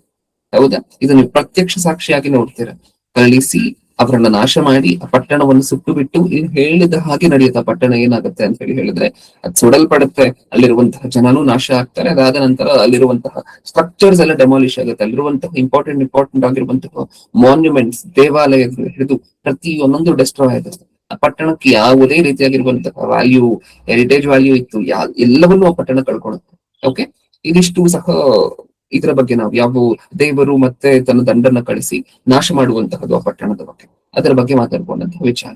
ಈಗ ಇನ್ವಿಟೇಷನ್ ಅಲ್ಲಿಂದ ಫರ್ದರ್ ಆಗಿ ಎಕ್ಸ್ಟೆಂಡ್ ಆಗಿ ಅದಕ್ಕೆ ಸಂಬಂಧಪಟ್ಟ ವಚನ, ಕ್ಷಮಿಸಿ, ಅದಕ್ಕೆ ಸಂಬಂಧಪಟ್ಟ ವಚನ. ಇದು ಈ ಸಂಬಂಧಪಟ್ಟಿರುವಂತಹ, ನೀವು ಚರಿತ್ರೆಯನ್ನು ಓದ್ತಿರಲ್ವಾ ಅಥವಾ ಹಳೆ ಒಡಂಬಡಿಕೆಯನ್ನು ನೀವು ಓದಿದಾಗ್ಲೂ ಸಹ ಬಾಬಿಲೋನ್ ಸಾಮ್ರಾಜ್ಯ ಮತ್ತೆ ನೆಬೂಕದ್ನೆಚ್ಚರ್ ಬಂದು ಮತ್ತೆ ಮತ್ತೆ ದಾಳಿ ಮಾಡುವಂತಹದ್ದು ಯೆಹೆಜ್ಕೇಲನ ಗ್ರಂಥದಲ್ಲಿ, ಯೆರೆಮೀಯನ ಗ್ರಂಥದಲ್ಲಿ ಎಲ್ಲ ಓದ್ಕೊಳ್ತೇವೆ, ಆ ವಚನಗಳನ್ನು ಬರ್ಬೋದು. ಓಕೆ, ನೆನ್ಪಿದ್ರೆ ಕೊಡಿ ಅದು. ನನ್ ಬರೆದಿಟ್ಕೊಂಡಿಲ್ಲ ವಚನಗಳನ್ನ, ಒಂದ್ಸರಿ ಓದೋಣ. ಹಳೆ ಒಡಂಬಡಿಕೆಗೆ ಹೋಗಿ ಬನ್ನಿ. ಯೆರೂಶಲೇಮ್ ಡೆಸ್ಟ್ರಾಯ್ ಆದಂತಹದ್ದು ಬಾಬಿಲೋನ್ ಸಾಮ್ರಾಜ್ಯದ ಕೈಯಲ್ಲಿ, ಇದರ ಕೈಯಲ್ಲಿ ಎಲ್ಲ ಒಂದ್ಸರಿ ಅದಕ್ಕೂ ಸಂಬಂಧಪಟ್ಟಂತಹ ವಚನವನ್ನ ನೋಡ್ಕೊಂಡು ಮುಂದೆ ಹೋಗೋಣ. ಹಾಗಿದ್ರೆ ಯೆಹೆಜ್ಕೇಲನ ಗ್ರಂಥ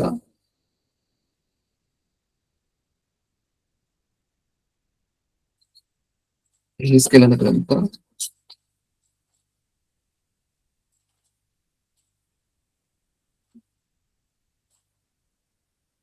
22ನೇ ಅಧ್ಯಾಯ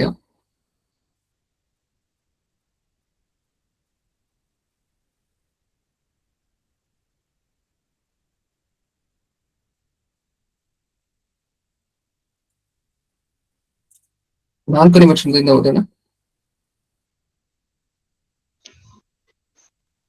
ನೀನು ಸುರಿಸಿದ ರಕ್ತದಿಂದ ಅಪರಾಧಿ ಓದಿ.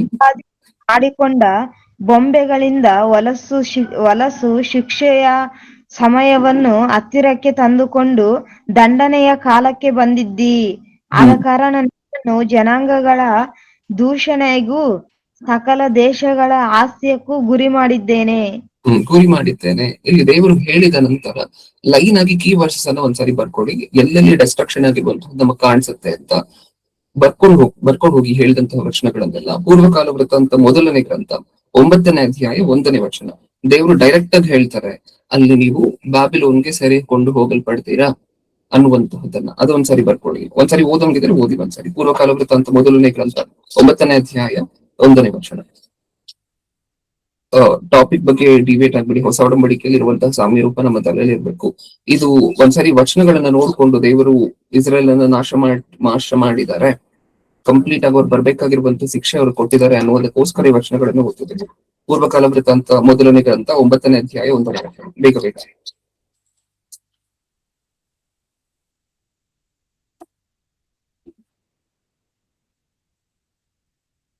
ಎಲ್ಲಾ ಇಸ್ರಾಯೇಲಿಯರು ವಂಶಾವಳಿಗಳಲ್ಲಿ ಲಿಖಿತರಾದರು. ಅವರ ಹೆಸರುಗಳು ಇಸ್ರಾಯೇಲಿಯರ ಅರಸರ ಪುಸ್ತಕದಲ್ಲಿ ಬರೆದಿರುತ್ತವೆ. ಯಹೂದ್ಯರು ದೇವದ್ರೋಹಿಗಳಾಗಿರುವುದರಿಂದ, ಈ ಪದವನ್ನ ಗಮನ ಕೊಟ್ಟು ನೋಡ್ಕೊಳ್ಳಿ, ಯಹೂದ್ಯರು ದೇವದ್ರೋಹಿಗಳಾಗಿರುವುದರಿಂದ ಏನಾಯ್ತಂತೆ, ಬಾಬೇಲಿಗೆ ಸೆರೆಯವರಾಗಿ ಹೋಗಬೇಕಾಯಿತು. ಇಸ್ರಾಯೇಲಿಯರ ಡೆಸ್ಟ್ರಕ್ಷನ್ ಅನ್ನುವಂತಹದ್ದು ಶುರುವಾಗುವಂತಹದ್ದು ನೀವು ನೋಡ್ತೀರಾ 500 ಶುರು ಆಗುತ್ತೆ. ನೆಬೂಕದ್ನೆಚ್ಚರ್ ಬಂದು ಇಸ್ರಾಯೇಲಿಯರ ಮೇಲೆ ದಾಳಿ ಮಾಡುವಂತಹದ್ದು. 1ನೇ ದಾಳಿ ಮಾಡ್ತಾನೆ, ಮತ್ತೆ 2ನೇ ದಾಳಿ ಮಾಡ್ತಾನೆ, 3ನೇದಾಗಿ ಇನ್ನೊಂದ್ಸರಿ ಕೊನೆಯದಾಗಿ ಬಾಬಿಲೋನ್ ಸಾಮ್ರಾಜ್ಯದಿಂದ ದಾಳಿ ಆಗುತ್ತೆ. ನಾವು ನೋಡ್ಕೊಳ್ತೀವಲ್ವಾ, 1ನೇ ದಾಳಿ ಮತ್ತೆ 2ನೇ ದಾಳಿ ಬಗ್ಗೆ ಇಲ್ಲಿ ಮಾತಾಡ್ತಿದ್ದಾರೆ. ಇಸ್ರಾಯೇಲಿಯರ ಮೇಲೆ ಮುಂದೆ ಇವರು ಭಕ್ತಿಹೀನರಾಗಿರುವುದರಿಂದ ಹೇಗೆ ಬೇರೆ ಬೇರೆ ಸಾಮ್ರಾಜ್ಯ ಬಂದು ಇವ್ರ ಮೇಲೆ ದಾಳಿ ಮಾಡಿ, ಇವರನ್ನ ಆಕ್ರಮಣ ಮಾಡಿ, ಇವ್ರನ್ನ ಸರಿಯಾಗಿ ತಗೊಂಡು ಹೋಗುತ್ತೋ ಅದ್ರ ಬಗ್ಗೆ ಮಾತಾಡ್ತಿದ್ದಾರೆ. ಪ್ರಪ್ರಥಮವಾಗಿ ಬಾಬಿಲೋನ್ ಸಾಮ್ರಾಜ್ಯಕ್ಕೆ ಒಪ್ಪಿಸಿಕೊಡುವಂತಹದನ್ನು ನೋಡ್ತೀವಿ. ಮತ್ತೆ ಅದಾದ ನಂತರ ಪಾರಸಿಕ ಸಾಮ್ರಾಜ್ಯಕ್ಕೆ ಸಹ ಒಪ್ಪಿಸಿಕೊಡುವಂತಹದನ್ನು ನೋಡ್ತೀವಿ. ಓಕೆ, ಇದು ಒಂದು ವಚನ, ಪ್ರಪ್ರಥಮವಾಗಿ ನಾವು ಓದಂತಹ ವಚನ. ಹಾಗೆ 2ನೇ, ಈಗ ಹೇಳುವಂತಹ ವಚನಗಳನ್ನ ಬರೆದಿಟ್ಕೊಳ್ಳಿ, ಓದುವುದಕ್ಕೆ ಸಮಯ ಇಲ್ಲ. 2ನೇ ಪೂರ್ವಕಾಲ ವೃತ್ತಾಂತದ ಗ್ರಂಥ 36ನೇ ಅಧ್ಯಾಯ 20ನೇ ವಚನವೂ ಸಹ ಇದ್ರ ಬಗ್ಗೆ ಮಾತಾಡುತ್ತದೆ. ಮತ್ತೆ ಕೀರ್ತನೆಗಳು 137ನೇ ಅಧ್ಯಾಯ 1ನೇ ವಚನದಿಂದ ಹಿಡಿದು 9ನೇ ವಚನದವರೆಗೂ ಬರೀ ಬಾಬಿಲೋನ್ ಬಂದು ಇಸ್ರಾಯೇಲಿಯರನ್ನ ಹೇಗೆಲ್ಲ ಮಾಡಿದ್ರು, ಹೇಗೆಲ್ಲ ನಡೆಸಿದ್ರು ಅನ್ನುವಂತಹದ್ದನ್ನೇ ಹೇಳ್ತಾರೆ. ಒಂದ್ಸರಿ ಬೇಕಾದ್ರೆ ಕೀರ್ತನೆಗಳಲ್ಲಿರುವಂತಹ ಮಾತನ್ನ ಓದ್ಕೊಂಡು ಮುಂದೆ ಹೋಗೋಣ. ಕೀರ್ತನೆಗಳು 137ನೇ ಅಧ್ಯಾಯ 1ನೇ ವಚನದಿಂದ 137 1ರಿಂದ. ನಾವು ಬಾಬೆಲ್ ದೇಶದ ದಿನಗಳ ಬಳಿಯಲ್ಲಿ ಕೂತುಕೊಂಡು ಚಿಯೋನ್ ಚಿಯೋನನ್ನು ನೆನೆಸಿ ಅತ್ತೆವು. ಹ್ಮ್ ಹೌದಲ್ವಾ? ಅಲ್ಲಿ ಮುಂದೆ ಹೇಳ್ತಾ ಹೇಳ್ತಾ ಇನ್ನೂ ಏನೇನ್ ಹೇಳಿದ್ದಾರೆ, ಆ ದೇಶದ ನೀರವಂಜಿ ಮರಗಳಿಗೆ ತಮ್ಮ ಕಿನ್ನರಿಗಳನ್ನು ತೂಗಿ ಹಾಕಿದೆವು, ನಮ್ಮನ್ನು ಸೆರೆ ಹಿಡಿದು ಪೀಡಿಸುತ್ತಿದ್ದವರು ನಮಗೆ, ನೀವು ಚಿಯೋನಿನ ಗೀತೆಗಳಲ್ಲಿ ಒಂದನ್ನು ನಮ್ಮ ವಿನೋದಕ್ಕಾಗಿ ಹಾಡಿರಿ ಎಂದು ಹೇಳುತ್ತಿದ್ದರು. ನಮ್ಮನ್ನು ಹಿಡಿದು ಪೀಡಿಸ್ತಿದ್ದಂತಹ ಜನರು ಅಂತ ಏನಕ್ಕೋಸ್ಕರ ಬರ್ಸಿದ್ದಾರೆ ಅಂದ್ರೆ, ಅಷ್ಟೊಂದು ಕ್ರೂರವಾಗಿ ನಡೆಸ್ಕೊಂಡಿದ್ರು ಬಾಬೆಲ್ ಸಾಮ್ರಾಜ್ಯದವರು ಇಸ್ರಾಯೇಲ್ ಜನರನ್ನ ತಮ್ಮ ಕೈಯಲ್ಲಿರ್ಬೇಕಾದ್ರೆ. ಇಷ್ಟಕ್ಕೂ ನೀವು ಪ್ರಾರ್ಥನೆ ಮಾಡಿ, ನಾವು ಅಂದ್ರೆ ಇಲ್ಲಿ ನಿಜವಾಗ್ಲೂ ನೀವು ಪ್ರಾರ್ಥನೆ ಮಾಡಿ ನಾವು ಅದನ್ನು ಕುತ್ಕೊಂಡು ಕೇಳ್ತೀವಿ ಅನ್ನುವಂತಹ ಭಾವನೆಯಲ್ಲಿ ಮಾತಾಡ್ತಿಲ್ಲ. ನೀವು ಪ್ರಾರ್ಥನೆ ಮಾಡಿ ಕುತ್ಕೊಂಡು ನಿಮ್ಮ ದೇವರಿಗೆ ನೀವು ಒಂದು ಹಾಡನ್ನ ಹಾಡಿ ನಾವು ಕುತ್ಕೊಂಡು ಗೇಲಿ ಮಾಡ್ತೀವಿ ಅನ್ನುವಂತಹ ಅರ್ಥದಲ್ಲಿ ಮಾತಾಡ್ತಿದ್ದಾರೆ.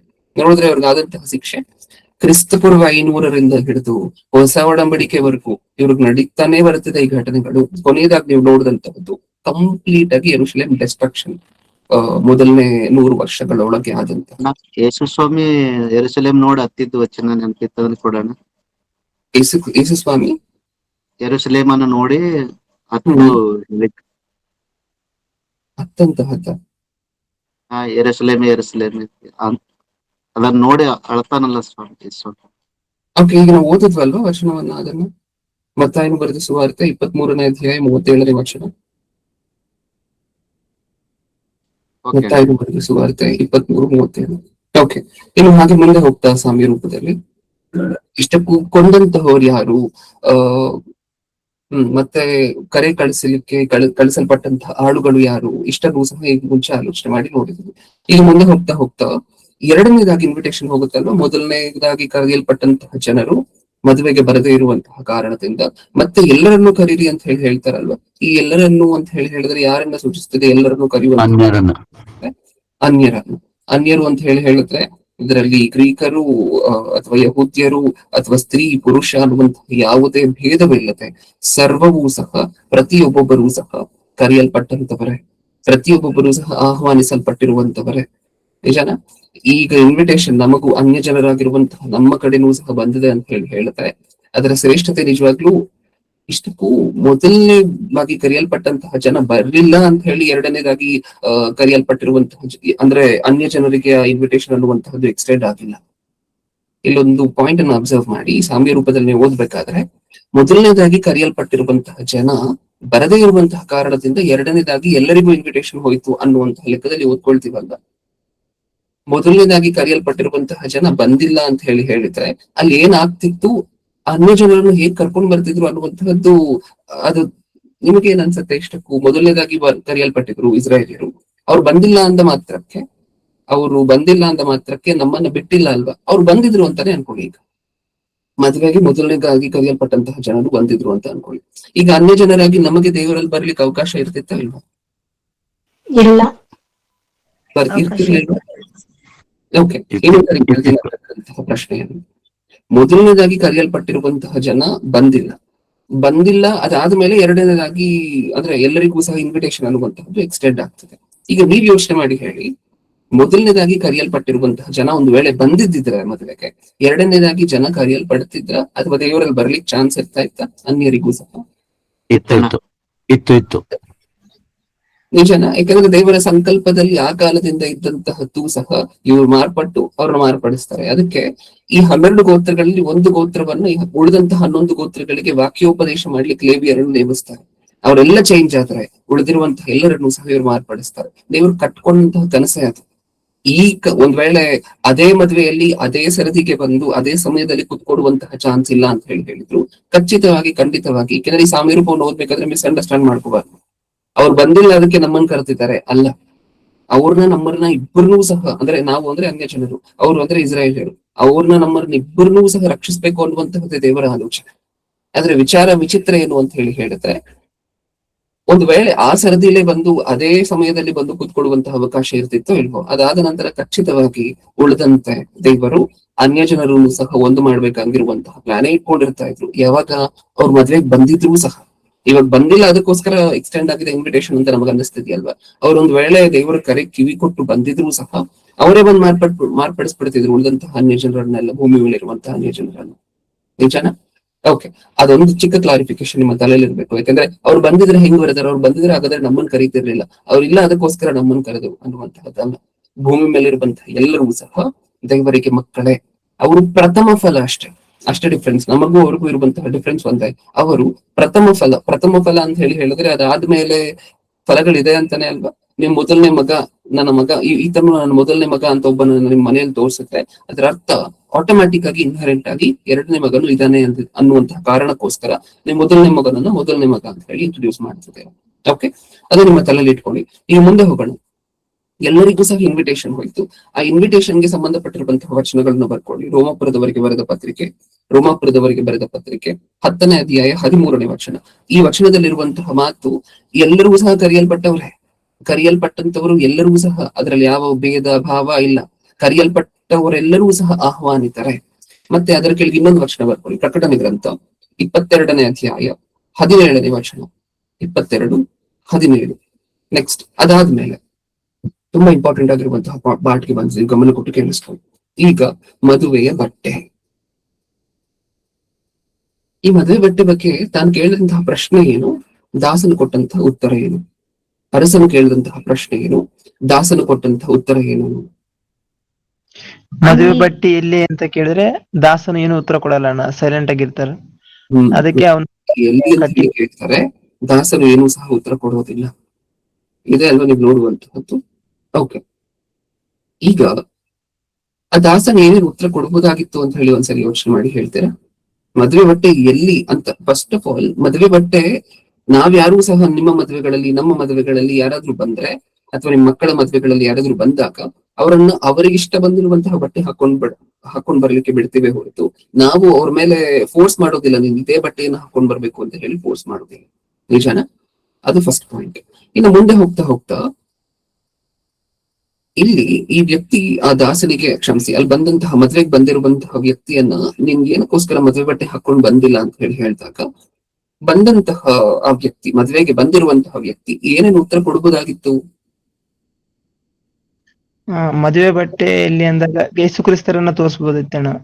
ಯಾಕಂದ್ರೆ ಕ್ರಿಸ್ತನನ್ನು ವಸ್ತ್ರವಾಗಿ ಕೂಡ ಅಲ್ಲ, ಆತ್ಮಕ್ಕೆ ಸಂಬಂಧಪಟ್ಟಿರುವಂತಹ ಎಲ್ಲಾ ಭಾವಾರ್ಥವನ್ನು ಬಿಟ್ಬಿಡಿ.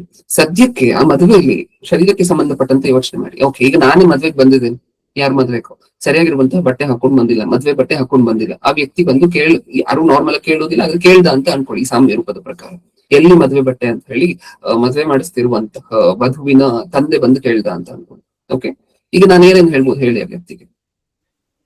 ಅವ್ರು ಕರೆದಿದ್ದು ಆತರದಲ್ಲಿ ಬೇಗನೆ ಬಂದ್ಬಿಟ್ಟೆ, ನೆಕ್ಸ್ಟ್ ನಾನು ಆತರ ಮಾಡಲ್ಲ ಅಂತ ಕೇಳ್ಬೋದಾಗಿತ್ತು.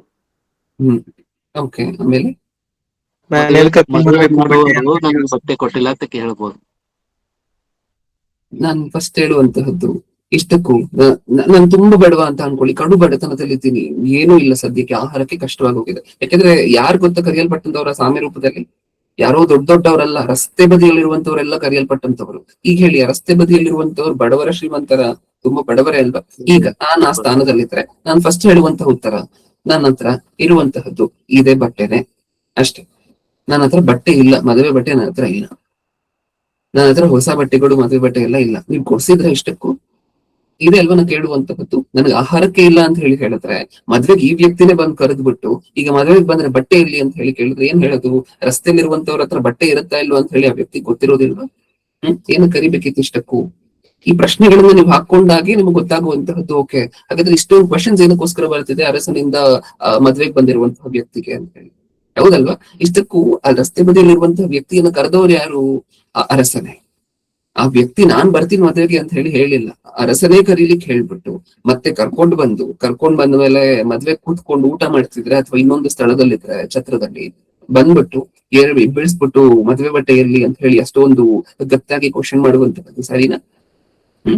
ಓಕೆ, ಅದ ನಮ್ಗೆ ಅರ್ಥ ಆಗ್ಬೇಕು ಅಂತ ಹೇಳಿ ಹೇಳಿದ್ರೆ, ಆಗಿನ ಟ್ರೆಡಿಷನ್ಸ್ ಆಗಿನ ಕಾಲದಲ್ಲಿ ಹೇಗ್ ನಡೀತಿತ್ತು ಅಂತ ಹೇಳಿ ಹೇಳಿದ್ರೆ, ಎಸ್ಪೆಷಲ್ ಆಗಿ ಈ ಪ್ರಾಂತ್ಯಗಳ ಸುತ್ತಮುತ್ತ ಈಜಿಪ್ಟ್ ಅಲ್ಲಿ ಅಥವಾ ಇಸ್ರಾಯೇಲ್ ದೇಶದಲ್ಲಿ ಉಳಿದಂತಹ ಎಲ್ಲಾ, ನೀವು ಬಾಬಿಲೋನ್ ಸಾಮ್ರಾಜ್ಯ ಇದೆಲ್ಲ ಹೇಗೆ ವ್ಯವಹರಿಸ್ತಿತ್ತು? ಫುಲ್ ಮಿಡಲ್ ಈಸ್ಟ್ ನೀವು ಕನ್ಸಿಡರ್ ಮಾಡಿದ್ರೆ, ಮಿಡಲ್ ಈಸ್ಟ್ ಅಲ್ಲಿ ಎಷ್ಟೆಷ್ಟು ಕಂಟ್ರೀಸ್, ಈಗಿರುವಂತಹ ಮಿಡಲ್ ಈಸ್ಟ್ ಏನಿದೆಯಲ್ವಾ, ಅಲ್ಲಿರುವಂತಹ ಅಷ್ಟು ಕಂಟ್ರೀಸ್ ಅಲ್ಲಿ ಆಚಾರ ಹೇಗಿತ್ತು ಅಂತ ಹೇಳಿ ಹೇಳಿದ್ರೆ, ಈ ಆಚಾರ ಇಸ್ಮಾಯಿಲಿಯರ ಸಂತಾನದ ಮಧ್ಯನೂ ನಡೀತಿತ್ತು, ಇಸ್ರಾಯೇಲಿಯರ ಸಂತಾನದ ಮಧ್ಯನೂ ನಡೀತಿತ್ತು. ಅಲ್ಲಿರುವಂತಹ ಜನಾಂಗ ಎರಡೇ, ಒಂದು ಇಸ್ಮಾಯಿಲ್ ಸಂತಾನ, ಇನ್ನೊಂದು ಇಸಾಕನ ಸಂತಾನ. ಈ ಎರಡೂ ಗುಂಪುಗಳ ಮಧ್ಯ ಇರುವಂತಹ ಎಲ್ಲಾ ಲೀನಿಯೇಜ್ ಮಧ್ಯನೂ ನಡೀತಿದ್ದಂತಹ ವಿಚಾರ ಏನು ಅಂತ ಹೇಳಿ ಹೇಳಿದ್ರೆ, ಅರಸನ ಮದುವೆ ಅಂತ ಹೇಳಿ ಹೇಳಿದ್ರೆ ರಾಜನ ಮದ್ವೆ ಅಂತ ಹೇಳಿದ್ರೆ ಇಡೀ ಊರಿಗೆ ಇನ್ವಿಟೇಷನ್ ಜೊತೆ ತಾವು ಮದ್ವೆಗೆ ಹಾಕೊಂಡ್ಬರ್ಬೇಕಾಗಿರುವಂತಹ ವಸ್ತ್ರವೂ ಸಹ ತಲುಪ್ತಾ ಇತ್ತು.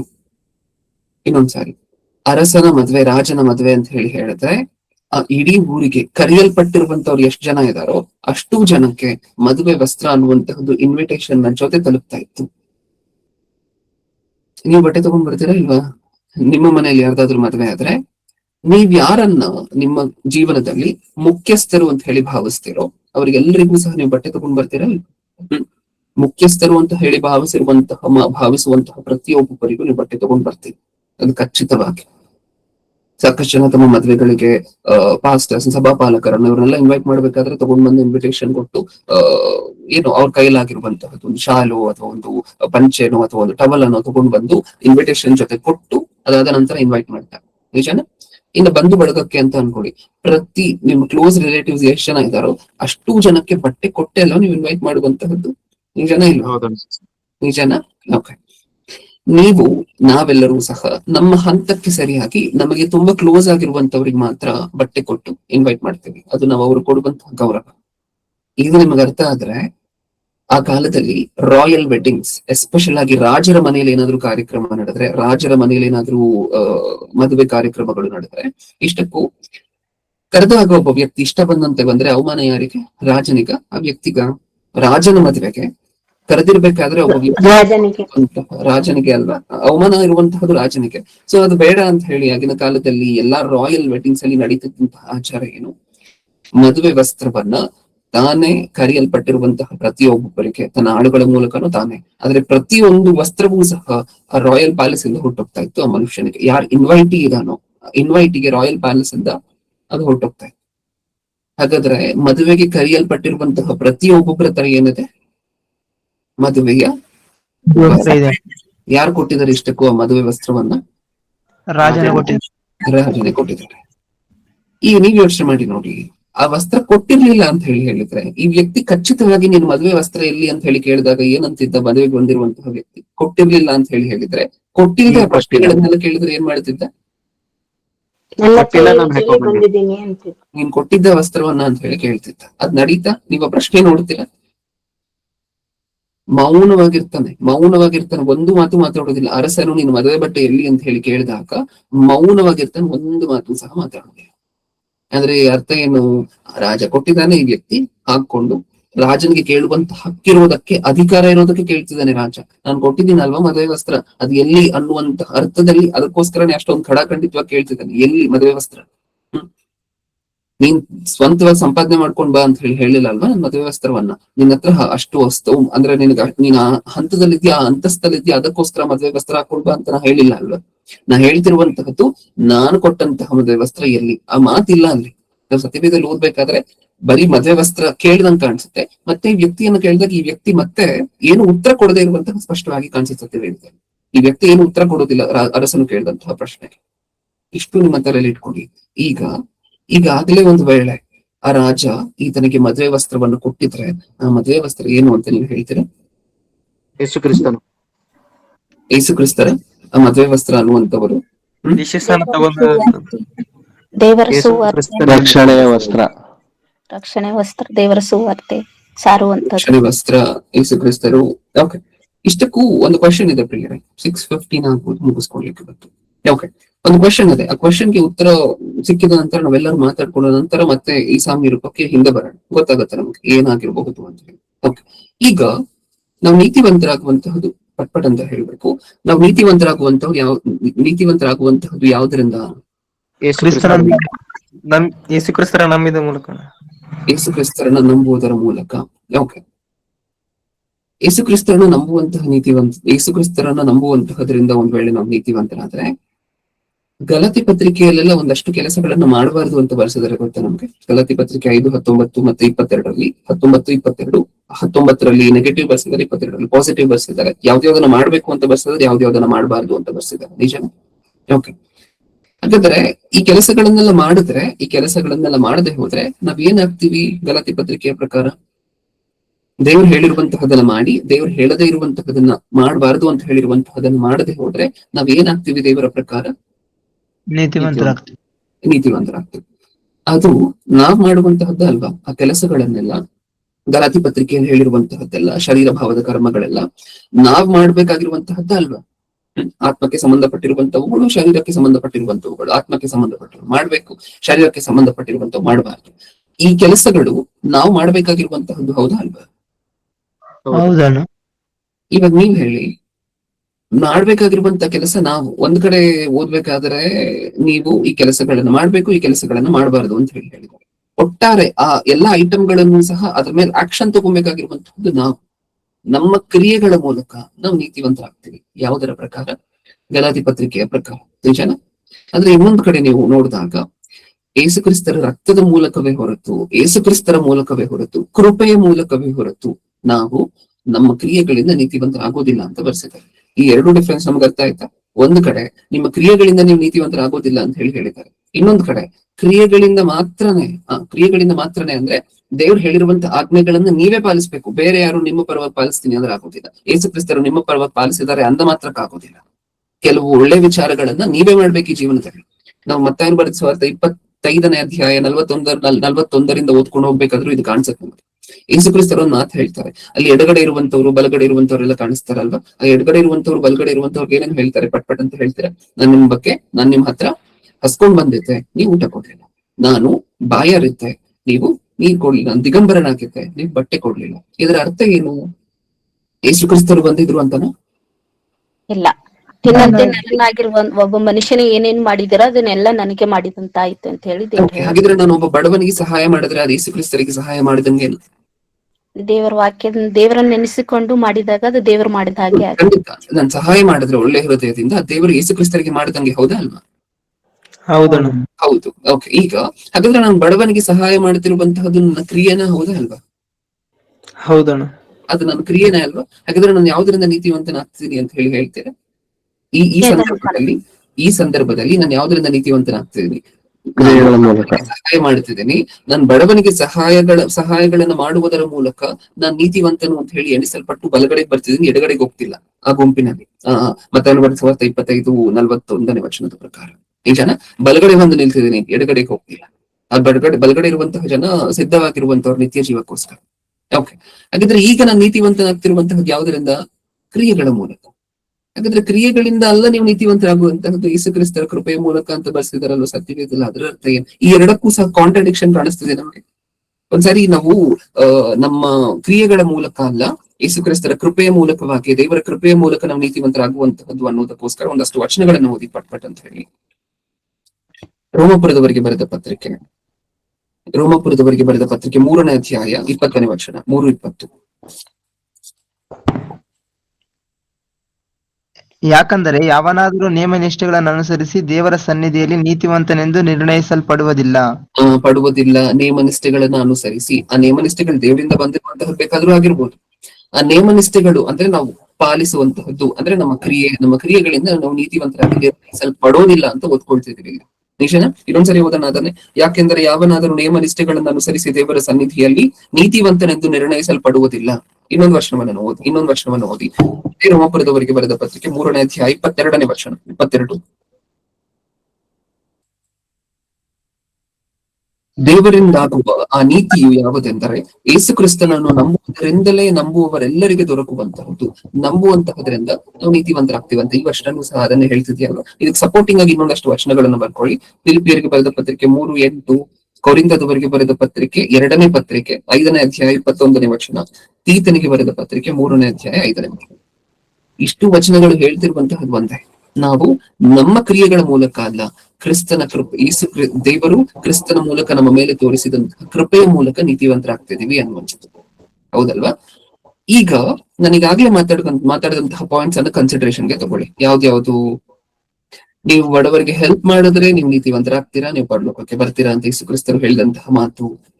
ನಾವು ಒಳ್ಳೆ ವಿಚಾರಗಳನ್ನ ಮಾಡ್ಬೇಕು, ಹೊಟ್ಟೆ ಕಿಚ್ಚು ಪಡಬಾರ್ದು, ದ್ವೇಷ ಪಡಬಾರ್ದು, ಪ್ರೀತಿ ತೋರಿಸ್ಬೇಕು, ಕರುಣೆ ಇರ್ಬೇಕು, ದಯೆ ಇರ್ಬೇಕು.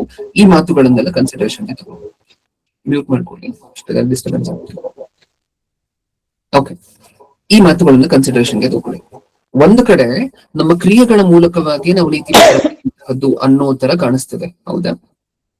ಆಶಾ ಅನ್ನುವಂಥ ಈಗ ಒಂದು ಕಡೆ ನಮ್ಮ ಕ್ರಿಯೆಗಳ ಮೂಲಕವಾಗಿ ನಾವು ನೀತಿವಂತರಾಗುವಂತಹದ್ದು ಅಂತ ಹೇಳಿ ಕಾಣಿಸ್ತದೆ. ಇನ್ನೊಂದು ಕಡೆ ನಮ್ಮ ಕ್ರಿಯೆಗಳ ಮೂಲಕ ಅಲ್ಲ, ಕ್ರಿಸ್ತನ ಕೃಪೆಯಿಂದ, ಈ ದೇವರ ಕೃಪೆಯಿಂದ ಕ್ರಿಸ್ತನ ಮೂಲಕವಾಗಿ ನಾವು ನೀತಿವಂತರಾಗ್ತೀವಿ ಅನ್ನುವಂತೆ ಕಾಣಿಸ್ತದೆ. ಇದರಲ್ಲಿ ಯಾವುದು ಸುಳ್ಳು, ಯಾವುದು ಸತ್ಯ? ಅಂದ್ರೆ ನಾವು ಆಲ್ರೆಡಿ ಪಾಪಿಗಳನ್ನ, ಆ ಪಾಪದಿಂದ ನಾವ್ ಎಷ್ಟೇ ನೀತಿವಂತ ಕೆಲಸಗಳು ಮಾಡಿದ್ರು ಕೂಡ ನಾವು ನೀತಿವಂತರಾಗ್ಲಿಕ್ಕೆ ಸಾಧ್ಯವಿಲ್ಲ. ಕ್ರಿಸ್ತನ ನಂಬಿ ಮಾಡೋದ್ರ ಮೂಲಕನೇ ನಾವು ನೀತಿವಂತರಾಗ್ಲಿಕ್ಕೆ ಸಾಧ್ಯ. ಕ್ರಿಸ್ತನ ನಂಬಿ ಮಾಡುವುದರ ಮೂಲಕ ನೀತಿವಂತರಾಗ್ತೀವಿ. ಇನ್ನು ಏನಾದ್ರು?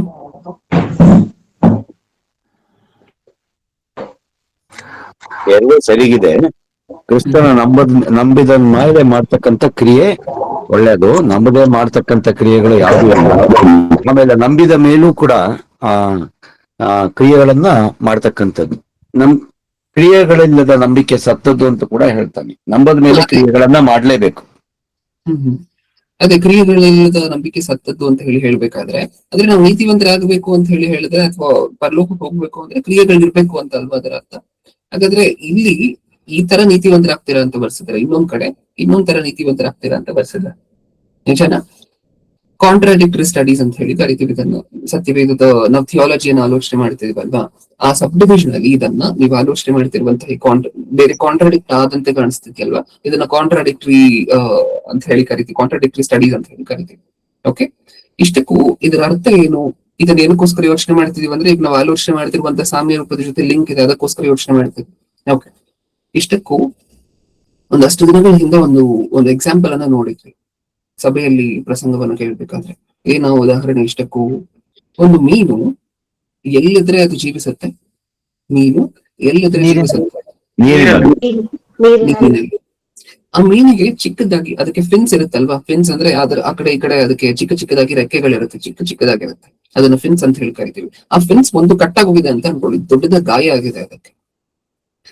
ಇವಾಗ ನೀರಲ್ಲಿ ಇದ್ಕೊಂಡು ನೋವನ್ನ ಅನುಭವಿಸ್ತಿರುವಂತಹದನ್ನ ನೀವು ನೋಡ್ತೀರಾ ಕಣ್ಣಾರೆ. ಓಕೆ, ಅದನ್ನ ಹೊರಗಡೆ ತಗೊಳ್ತೀರಾ, ಟ್ರೀಟ್ಮೆಂಟ್ ಮಾಡ್ಲಿಕ್ಕೋಸ್ಕರ ಹೊರಗಡೆ ತಗೊಳ್ತೀರಾ.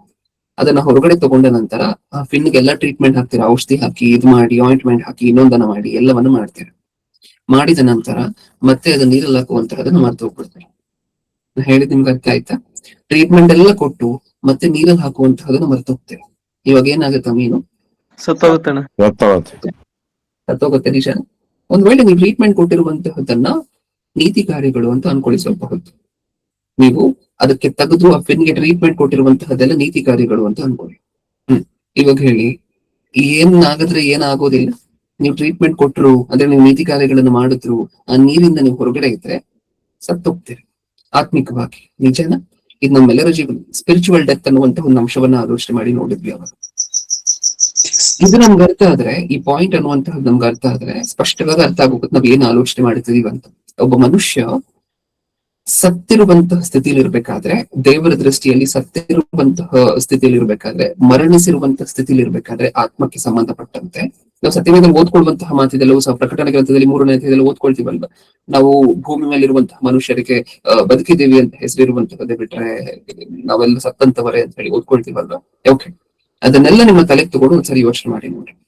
ಈ ಸತ್ತಿರುವಂತಹ ಈ ಮನುಷ್ಯರನ್ನ, ಆತ್ಮಿಕವಾಗಿ ಸತ್ತಿರುವಂತಹ ಮನುಷ್ಯರನ್ನ ದೇವರ ಜೊತೆ ಸತ್ತಿರುವಂತವ್ರು ಅಂತ ಹೇಳಿದ್ರೆ ಭೂಮಿ ಮೇಲಿರುವಂತಹ ಎಲ್ಲರೂ ಸಹ ಬೈ ಡಿಫಾಲ್ಟ್ ಮರಣಿಸಿರುವಂತವ್ರೆ. ನಾವು ಬದುಕಬೇಕು ಅಂದ್ರೆ ಹೆಂಗ್ ಬದುಕಬೇಕು ಹೇಳಿ? ನಾವು ಹೆಂಗ್ ಬದುಕಬೇಕು? ಸತ್ತಿರುವಂತಹ ನಾವು ಬದುಕಬೇಕಾದ್ರೆ ದೇವರ ದೃಷ್ಟಿಯಲ್ಲಿ ಹೆಂಗ್ ಬದುಕಬಹುದು? ದೇವರ ವಾಕ್ಯದ ಮೂಲಕ ದೀಕ್ಷಾ ಸ್ನಾನ ತಗೊಂಡಂತಹ ಆ ದಿನ ಪ್ರಪ್ರಥಮವಾಗಿ ನಮ್ಮ ಜೀವ ಅನ್ನುವಂತಹದ್ದು ನಮಗ್ ವಾಪಸ್ ಬರ್ತದೆ. ದೇವರು ನಮ್ಮ ಜೀವ ಅನ್ನುವಂತಹದ್ದು ಏನದಿಯಲ್ವಾ, ನಾವು ಸತ್ತಿರುವಂತವರಾಗಿದ್ವಲ್ವಾ ದೇವರ ದೃಷ್ಟಿಯಲ್ಲಿ. ದೀಕ್ಷಾ ಸ್ನಾನ ತಗೊಂಡ ನಂತರ ದೇವರ ದೃಷ್ಟಿಯಲ್ಲಿ ಬದುಕಿರುವಂತೆ ಕಾಣಿಸ್ತೇವೆ. ಹೌದಾ? ನಾವು ದೀಕ್ಷಾ ಸ್ನಾನ ತಗೋಬೇಕಾದ್ರೆ ಓದ್ಕೊಡುವಂತಹ ವಚನಗಳಲ್ವಾ ಇದೆಲ್ಲ. ಸತ್ತು ಮತ್ತೆ ಹುಟ್ಟುವಂತಹದ್ದು, ಸತ್ತು ಬದುಕುವಂತಹದ್ದು. ನಾವು ಬದುಕುವಂತಹದ್ದು ಈ ಲೋಕದ ಜನರ ದೃಷ್ಟಿಯಲ್ಲ. ನಾವು ಬದುಕ್ತಿದೀವಿ ಅಂತ ಹೇಳಿದ್ರೆ ಈ ಲೋಕದ ದೃಷ್ಟಿಯಲ್ಲಿ ಬದುಕ್ತಿಲ್ಲ ನಾವು. ಅವರು ನಿಮ್ಮ ಆಫೀಸ್ ನೀವು ಹೋಗ್ತೀರಾ ದೀಕ್ಷಾ ಸ್ನಾನ ತಗೊಂಡಂತಹ ನೆಕ್ಸ್ಟ್ ದಿನ, ಬ್ರದರ್ ನಾನು ಬದುಕು ಬಂದಿದ್ದೀನಿ ಅಂತ ನೀವು ಗೇಲಿ ಮಾಡ್ತಾರೆ. ನೀವು ಯಾರ ದೃಷ್ಟಿಯಲ್ಲಿ ಬದುಕ್ತಿರುವಂತಹದ್ದಲ್ಲ, ಮನುಷ್ಯರ ದೃಷ್ಟಿಯಲ್ಲೆಲ್ಲ ಬದುಕ್ತಿರುವಂತಹದ್ದು. ದೇವರ ದೃಷ್ಟಿಯಲ್ಲಿ ಸತ್ತಿರುವಂತಹ ನೀವು ಮತ್ತೆ ಬದುಕ್ತಿದ್ದೀರಾ, ಮತ್ತೆ ಹೊಸ ಜೀವನ ನಿಮಗೆ ಸಿಗ್ತಿದೆ. ನಿಜನಾ? ಆ ಬದುಕು ಅನ್ನುವಂತಹದ್ದು, ಆ ಹೊಸ ಜೀವನ ಅನ್ನುವಂತಹದ್ದು, ಆ ಹೊಸದಾಗಿ ಕೊಟ್ಟಂತಹ ಜೀವ ಅನ್ನುವಂತಹದ್ದು ಏನಿದೆಯಲ್ಲ ನಮ್ಗೆ ದೀಕ್ಷಾ ಸ್ನಾನ ತಗೊಂಡಂತಹ ದಿನ. ಓಕೆ, ಇದನ್ನ ಯಾರು ಕೊಟ್ರು ಹೇಳ್ತೀರಾ? ಯಾರು ಕೊಟ್ರು ಇದನ್ನ ನಮ್ಗೆ? ನಾವು ಪಡ್ಕೊಂಡ್ವ? ನಮ್ಮ ಕ್ರಿಯೆಗಳ ಮೂಲಕ? ಇಲ್ಲ ಅಣ್ಣ. ದೇವ್ರು ಕೊಟ್ಟಿದ್ರಣ್ಣ. ದೇವ್ರು ಉಚಿತವಾಗಿ ಕೊಟ್ಟ ಇದನ್ನ ನಮ್ಗೆ. ಓಕೆ, ಈಗ ದೇವ್ರು ಉಚಿತವಾಗಿ ನಮ್ಗೆ ಅದನ್ನ ಕೊಟ್ಟ ಮೇಲೆ ಈ ಹಿಂದೆ ನಾವು ಜೀವಿಸುವುದಕ್ಕಿಂತ ಮುಂಚೆ ನೀತಿ ಕಾರ್ಯಗಳನ್ನ ಮಾಡ್ತಿದ್ವಿ ಅಂತ ಅನ್ಕೊಳ್ಳಿ.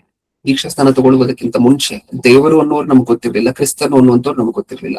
ಆದ್ರೂ ಆ ಮುಂಚೆ ಸಿಕ್ಕಾಪಟ್ಟೆ ಬಡವರಿಗೆ ಅವ್ರಿಗೆಲ್ಲ ಸಹಾಯ ಮಾಡ್ತಿದ್ವಿ, ಸಾಕಷ್ಟು ನೀತಿ ಕಾರ್ಯಗಳನ್ನು ಮಾಡ್ತಿದ್ವಿ. ಪಾಪ ಅಂದ್ರೆ ಈ ಲೋಕಕ್ಕೆ ಸಂಬಂಧಪಟ್ಟಿರುವಂತಹ ಪಾಪಗಳು, ಯಾರನ್ನು ದೂಷಿಸ್ತಿರ್ಲಿಲ್ಲ, ಯಾರನ್ನು ದೋಚ್ಕೊಳ್ತಿರ್ಲಿಲ್ಲ. ಇದೆಲ್ಲ ದೀಕ್ಷಾಸ್ಥಾನ ತಗೊಳ್ಳುವುದಕ್ಕಿಂತ ಮುಂಚೆನೂ ಮಾಡ್ತಿದ್ವಿ. ಪ್ರಯೋಜನ ಏನು? ನಿಜನ? ನೀವ್ ಆ ಮೀನನ್ನ ತಗೊಂಡು ಹೊರಗಡೆ ಆ ಮೀನಿನ ಫಿನ್ನನ್ನೆಲ್ಲ ಕ್ಲೀನ್ ಮಾಡಿ ಅದಕ್ಕಿರುವಂತಹ ಗಾಯವನ್ನೆಲ್ಲ ಆರಿಸಿ ನೀವು ನೀರಲ್ಲಿ ಹಾಕುವಂತಹದನ್ನ ಮರೆತೋದ್ರೆ ಪ್ರಯೋಜನ ಏನು? ಅದಕ್ಕೂ ಮೀನಿಗೆ ಜೀವ ಅನ್ನುವಂತಹದ ನೀರು. ನಿಜನ? ಅದ ಜೀವದ ಜೊತೆ ಇದ್ದಾಗ ಮಾತ್ರ ಬದುಕುವಂತಹದ್ದು. ಅದನ್ನ ತಗೊಂಡು ನೀವು ಟ್ರೀಟ್ಮೆಂಟ್ ಎಲ್ಲ ಕೊಟ್ಟ ನಂತರ ಮತ್ತೆ ತಗೊಂಡು ನೀರ್ಗೆ ಹಾಕಿದ್ರಿ ಅಂತ ಅನ್ಕೊಳ್ಳಿ, ಆರಾಮಾಗಿ ಆಟಾಡ್ಕೊಂಡಿರುತ್ತೆ. ಅವಾಗ ಎರಡೂ ಸಮಸ್ಯೆ ಪರಿಷ್ಕಾರವಾಯ್ತು. ಅದಕ್ಕೆ ಒಂದು, ತನ್ನ ಜೀವದ ಜೊತೆ ಮತ್ತೆ ಅಟ್ಯಾಚ್ ಆಯ್ತು. ಮೀನಿಗೆ ಜೀವ ಯಾವುದು? ನೀರು. ಅದರ ಜೀವದ ಜೊತೆ ಮತ್ತೆ ಅಟ್ಯಾಚ್ ಆಯ್ತು. ಅದು ಫಸ್ಟ್ ಪಾಯಿಂಟ್. ಸೆಕೆಂಡ್ ಪಾಯಿಂಟ್, ತನಗಾಗಿರುವಂತಹ ಗಾಯನೂ ವಾಸಿ ಆಯ್ತು. ಹೌದಾ? ಈಗ ಯೋಚನೆ ಮಾಡಿ ನೋಡಿ, ನೀವ ಗಾಯಕ್ಕೆ ಟ್ರೀಟ್ಮೆಂಟ್ ಕೊಟ್ಟಿಲ್ಲ. ಅದು ಪ್ರತಿದಿನ ನೋವಿಂದ ಬಳಲಿ ಅದರ ಜೀವವಾಗಿರುವಂತಹ ನೀರಿನ ಜೊತೆ ಇದ್ರೂ ಸಹ ಏನ್ ಮಾಡುತ್ತೊಂದಿಲ್ಲ, ನೀರಲ್ಲಿ ಸತ್ತೋಗುತ್ತೆ. ಹೌದಾ? ಅದಕ್ಕೆ ಫಸ್ಟ್ ಬೇಕಾಗಿರುವಂತಹದ್ದು ನೀರು, ಆಮೇಲೆ ಬೇಕಾಗಿರುವಂತಹದ್ದು ಗಾಯವಾಸಿ ಆಗುವಂತಹದ್ದು. ಈ ಗಾಯವಾಸಿಯಾಗಿ ನೀರಿಲ್ಲ ಅಂತ ಹೇಳಿದ್ರೆ ಆಗೋದಿಲ್ಲ. ಅದು ಫಸ್ಟ್ ಪಾಯಿಂಟ್. ಸೆಕೆಂಡ್ ಪಾಯಿಂಟ್, ನೀವು ನೀರಲ್ಲಿ ಹಾಕಿ ಆ ಗಾಯ ದೀರ್ಘಕಾಲವಾಗಿ ವಾಸಿ ಆಗಿಲ್ಲ ಅಂತ ಹೇಳಿದ್ರೆ ಅವಾಗ್ಲೂ ಉಳಿಯುತ್ತಿಲ್ಲ. ನಿಮಗೆ ಅರ್ಥ ಆಯ್ತಾ? ಅದಕ್ಕೆ ಫಸ್ಟ್ ಬೇಕಾಗಿರುವಂತಹ ನೀರು, ಆಮೇಲೆ ಬೇಕಾಗಿರುವಂತಹದ್ದು ಟ್ರೀಟ್ಮೆಂಟ್. ಈ ಎಕ್ಸಾಂಪಲ್ ನಮ್ಗೆ ಅರ್ಥ ಆದ್ರೆ ಈಸಿಯಾಗಿ ಅರ್ಥ ಆಗೋಗುತ್ತೆ. ಹಾಗಾದ್ರೆ ನಮ್ಮ ಕ್ರಿಯೆಗಳ ಮೂಲಕವಾಗಿ ನಾವು ನೀತಿವಂತರಾಗೋದಿಲ್ಲ. ಕರೆಕ್ಟೇ. ಯೇಸುಕ್ರಿಸ್ತರು, ತಂದೆಯಾಗಿರುವಂತಹ ದೇವರು ಯೇಸುಕ್ರಿಸ್ತರ ಮೂಲಕ ಉಚಿತವಾಗಿ ನಮಗೆ ಕೃಪೆಯನ್ನು ಕೊಟ್ಟಿದ್ದಾರೆ, ಹೊಸ ಜೀವನವನ್ನು ಕೊಟ್ಟಿದ್ದಾರೆ ದೀಕ್ಷಾಸ್ಥಾನ ತಗೊಂಡ ಆ ದಿನ ಆದ್ಮೇಲೆ ನಮ್ಮ ಮೇಲಿರುವಂತಹ ಬಾಧ್ಯತೆ. ಈಗ ಒಂದ್ಸರಿ ಈಗಾಗಲೇ ದೇವರು ನಮ್ಮನ್ನು ಕ್ರಿಸ್ತನ ಮೂಲಕ ನೀತಿವಂತರನ್ನಾಗಿ ಮಾಡಿ ಆಗೋಯ್ತು. ಇವಾಗ ಮುಂದೆ ನಮಗಿರುವಂತಹ ರೆಸ್ಪಾನ್ಸಿಬಿಲಿಟಿ, ನಮ್ಮ ಕ್ರಿಯೆಗಳ ಮೂಲಕ ನಾವು ನೀತಿವಂತರ ಹಾಕೊಂಡು ಮುಂದೆ ಹೋಗುವಂತದ್ದು. ಹೌದಲ್ವಾ? ನಾನು ಬಡವರಿಗೆ ಸಹಾಯ, ಈ ಮುಂಚೆ ನಾನು ಬದುಕದೇ ಬಡವರಿಗೆ ಸಹಾಯ ಮಾಡಿದ್ರೆ ವೇಸ್ಟ್. ನಾನು ಬದುಕೇ ಇಲ್ಲ ಅಂತ ಅನ್ಕೊಳ್ಳಿ. ನಾನು ಬದುಕಿದ್ದೀನಿ. ಈಗ ದೀಕ್ಷಾಸ್ನಾನ ತಗೊಂಡು ಮತ್ತೆ ಹೊಸ ಜೀವನ ಕೊಟ್ಟಿದ್ದಾರೆ ದೇವರು. ನಾನು ಬದುಕಿದ್ದೀನಿ, ಮತ್ತೆ ದೇವರ ದೃಷ್ಟಿಯಲ್ಲಿ ಸತ್ತಂತವನಲ್ಲ, ಬದುಕುವಂತವನಾಗಿದ್ದೀನಿ. ಈಗ ಬದುಕುವಂತವನಾಗಿರುವಂತಹ ನಾನು ಇದನ್ನೆಲ್ಲ ಮಾಡ್ಬೇಕಲ್ವ? ಬಡವರಿಗೆ ಹೆಲ್ಪ್ ಮಾಡ್ಬೇಕು, ಇನ್ನೊಂದನ್ನು ಮಾಡ್ಬೇಕು, ಒಳ್ಳೆ ಕೆಲಸಗಳನ್ನು ಮಾಡ್ಬೇಕು, ಪಾಪ ಮಾಡಬಾರ್ದು, ತಪ್ಪು ಮಾಡಬಾರ್ದು, ಸುಳ್ಳು ಹೇಳ್ಬಾರ್ದು, ಮೋಸ ಮಾಡಬಾರ್ದು, ದೋಚ್ಕೋಬಾರ್ದು. ಹೌದಾ? ನನ್ನ ಕ್ರಿಯೆಗಳಿಂದ ನಾನು ನೀತಿವಂತ ಆಗೋದಿಲ್ಲ ಅಂದ್ರೆ, ನಂಗೆ ಇಷ್ಟ ಬಂದಂತೆ ನಾನು ನಡ್ಕೊಳ್ತೀನಿ ಅಂದ್ರೆ ಆಗತ್ತೆ ದೀಕ್ಷಾಸ್ಥಾನ ತಗೊಂಡ ಮೇಲೆ? ಇಲ್ಲ. ಒಂದ್ಸರಿ ಈಗಾಗ್ಲೇ ದೇವರು ಒಂದು ಉಡುಗೊರೆಯನ್ನ ಕೊಟ್ಟ ಮೇಲೆ ಅದನ್ನ ಪ್ರಿಸರ್ವ್ ಮಾಡ್ಬೇಕಾಗಿರುವಂತಹ ಬಾಧ್ಯತೆನೂ ನಮ್ಮ ಮೇಲೆ ಇದೆ. ಅದನ್ನ ಕಾಪಾಡ್ಕೊಬೇಕಾಗಿರುವಂತಹ ಬಾಧ್ಯತೆ ನಮ್ಮ ಮೇಲೆ ಇದೆ. ಅಷ್ಟು ಸ್ಟ್ರಿಕ್ಟ್ ಆಗಿ ಆ ಮದುವೆ ಮನೆಯಲ್ಲಿ ಬಂದು, ನಿನಗೆ ನಾನು ಮದುವೆ ಬಟ್ಟೆ ಕೊಟ್ಟಿರುವಂತಹ ಅಧಿಕಾರದಿಂದ ಕೇಳಿದಂತೆ ಕೇಳ್ತಿದ್ದೀನಿ, ಹೇಳು, ಹಾಗಾದ್ರೆ ಮದುವೆ ಬಟ್ಟೆ ಇಲ್ಲದೆ ಏನಕ್ಕೋಸ್ಕರ ಬಂದಿದ್ಯಾ ಅಂತ ಹೇಳಿ ಕೇಳಿದಾಗ ಆ ಪ್ರಶ್ನೆ ನಮ್ಗೆ ಅದನ್ನ ಹೇಳ್ತದೆ. ನಮ್ಮೆಲ್ಲರಿಗೂ ನಾವು ನಾವು ಪಡೆದುಕೊಳ್ಳದೇ ಇರುವಂತಹ ಜೀವವನ್ನ, ನಾವು ಪಡೆದುಕೊಳ್ಳದೇ ಇರುವಂತಹ ಒಂದು ಹೊಸದಾಗಿರುವಂತಹ ವಸ್ತ್ರವನ್ನ ದೇವರಿಗಾಗ್ಲೇ ನಮ್ಗೆ ಕೊಟ್ಬಿಟ್ಟಿದ್ದಾರೆ. ಆ ವಸ್ತ್ರವನ್ನ ನೀವು ಕ್ರಿಸ್ತನು ಅಂತ ಬೇಕಾದ್ರೂ ಅನ್ಕೊಳ್ಳಿ, ಯಾಕಂದ್ರೆ ಕ್ರಿಸ್ತನ ನಾವು ಧರಿಸ್ಕೊಂಡಿದೀವಿ ಅನ್ನುವಂತ ವಚನ ನೀವು ಓದ್ಕೊಳ್ತೀರಾ ಅಲ್ವಾ ಸತ್ಯವೇದದಲ್ಲಿ. ಆ ವಸ್ತ್ರವನ್ನು ನೀವು ಕ್ರಿಸ್ತನು ಅಂತ ಬೇಕಾದ್ರೂ ಹೇಳ್ಕೊಳ್ಳಿ, ಆ ವಸ್ತ್ರವನ್ನು ನೀವು ಒಳ್ಳೆ ಒಂದು ಹೊಸ ಜೀವನ ಅಂತ ಬೇಕಾದ್ರೂ ಹೇಳ್ಕೊಳ್ಳಿ. ಆದ್ರೆ ಆ ವಸ್ತ್ರವನ್ನು ಪ್ರಿಸರ್ವ್ ಮಾಡ್ಬೇಕಾಗಿರುವಂತಹ ರೆಸ್ಪಾನ್ಸಿಬಿಲಿಟಿ ನಮ್ಮ ಮೇಲಿದೆ. ಅದು ಪ್ರಿಸರ್ವ್ ಆಗುವಂತಹದ್ದು ಯಾವುದರಿಂದ ಗೊತ್ತಾ? ನಾವು ಮಾಡುವಂತಹ ನೀತಿ ಕಾರ್ಯಗಳಿಂದ. ನಾವು ಈಗಾಗ್ಲೇ ದೇವರು ಕೊಟ್ಟ ಮೇಲೆ, ಹೊಸ ಜೀವನವನ್ನು ನಮ್ಗೆ ಕೊಟ್ಟ ಮೇಲೆ, ಹೊಸದಾಗಿ ನಮ್ಮನ್ನ ಎಬ್ಬರಿಸಿದ ನಂತರ ಮತ್ತೆ ಅದಾದ್ಮೇಲೆ ನಾವು ಹಿಂಗ್ ನಡ್ಕೊಳ್ತೀವಲ್ವಾ, ಅದೇ ಅದನ್ನು ಪ್ರಿಸರ್ವ್ ಮಾಡ್ಕೊಳ್ಳುವಂತಹದ್ದು, ಕಾಪಾಡ್ಕೊಳ್ಳುವಂತಹದ್ದು. ಸತ್ಯವೇದ ಒಂದು ವಚನವನ್ನು ನೋಡೋಣ. ಇಷ್ಟಕ್ಕೂ ಆ ವಸ್ತ್ರ ಅನ್ನುವಂತಹದ್ದು ಏನೇನಕ್ಕೆಲ್ಲ ಹೋಲಿಕೆ ಆಗಿದೆ ಅನ್ನುವಂದಕ್ಕೋಸ್ಕರ ಒಂದಷ್ಟು ವಚನಗಳನ್ನು ನೋಡಿ ಮುಗಿಸ್ಕೊಳ್ಳೋಣ. ಕ್ಷಮಿಸಿ ಲೇಟ್ ಆಗ್ತಿರೋದಕ್ಕೋಸ್ಕರ, ಕಳೆದ ವಾರನೂ ಲೇಟ್ ಆಯ್ತು ಅನ್ಸುತ್ತೆ. ಓಕೆ, ಫಿಲಿಪಿಯರಿಗೆ ಬರೆದ ಪತ್ರಿಕೆ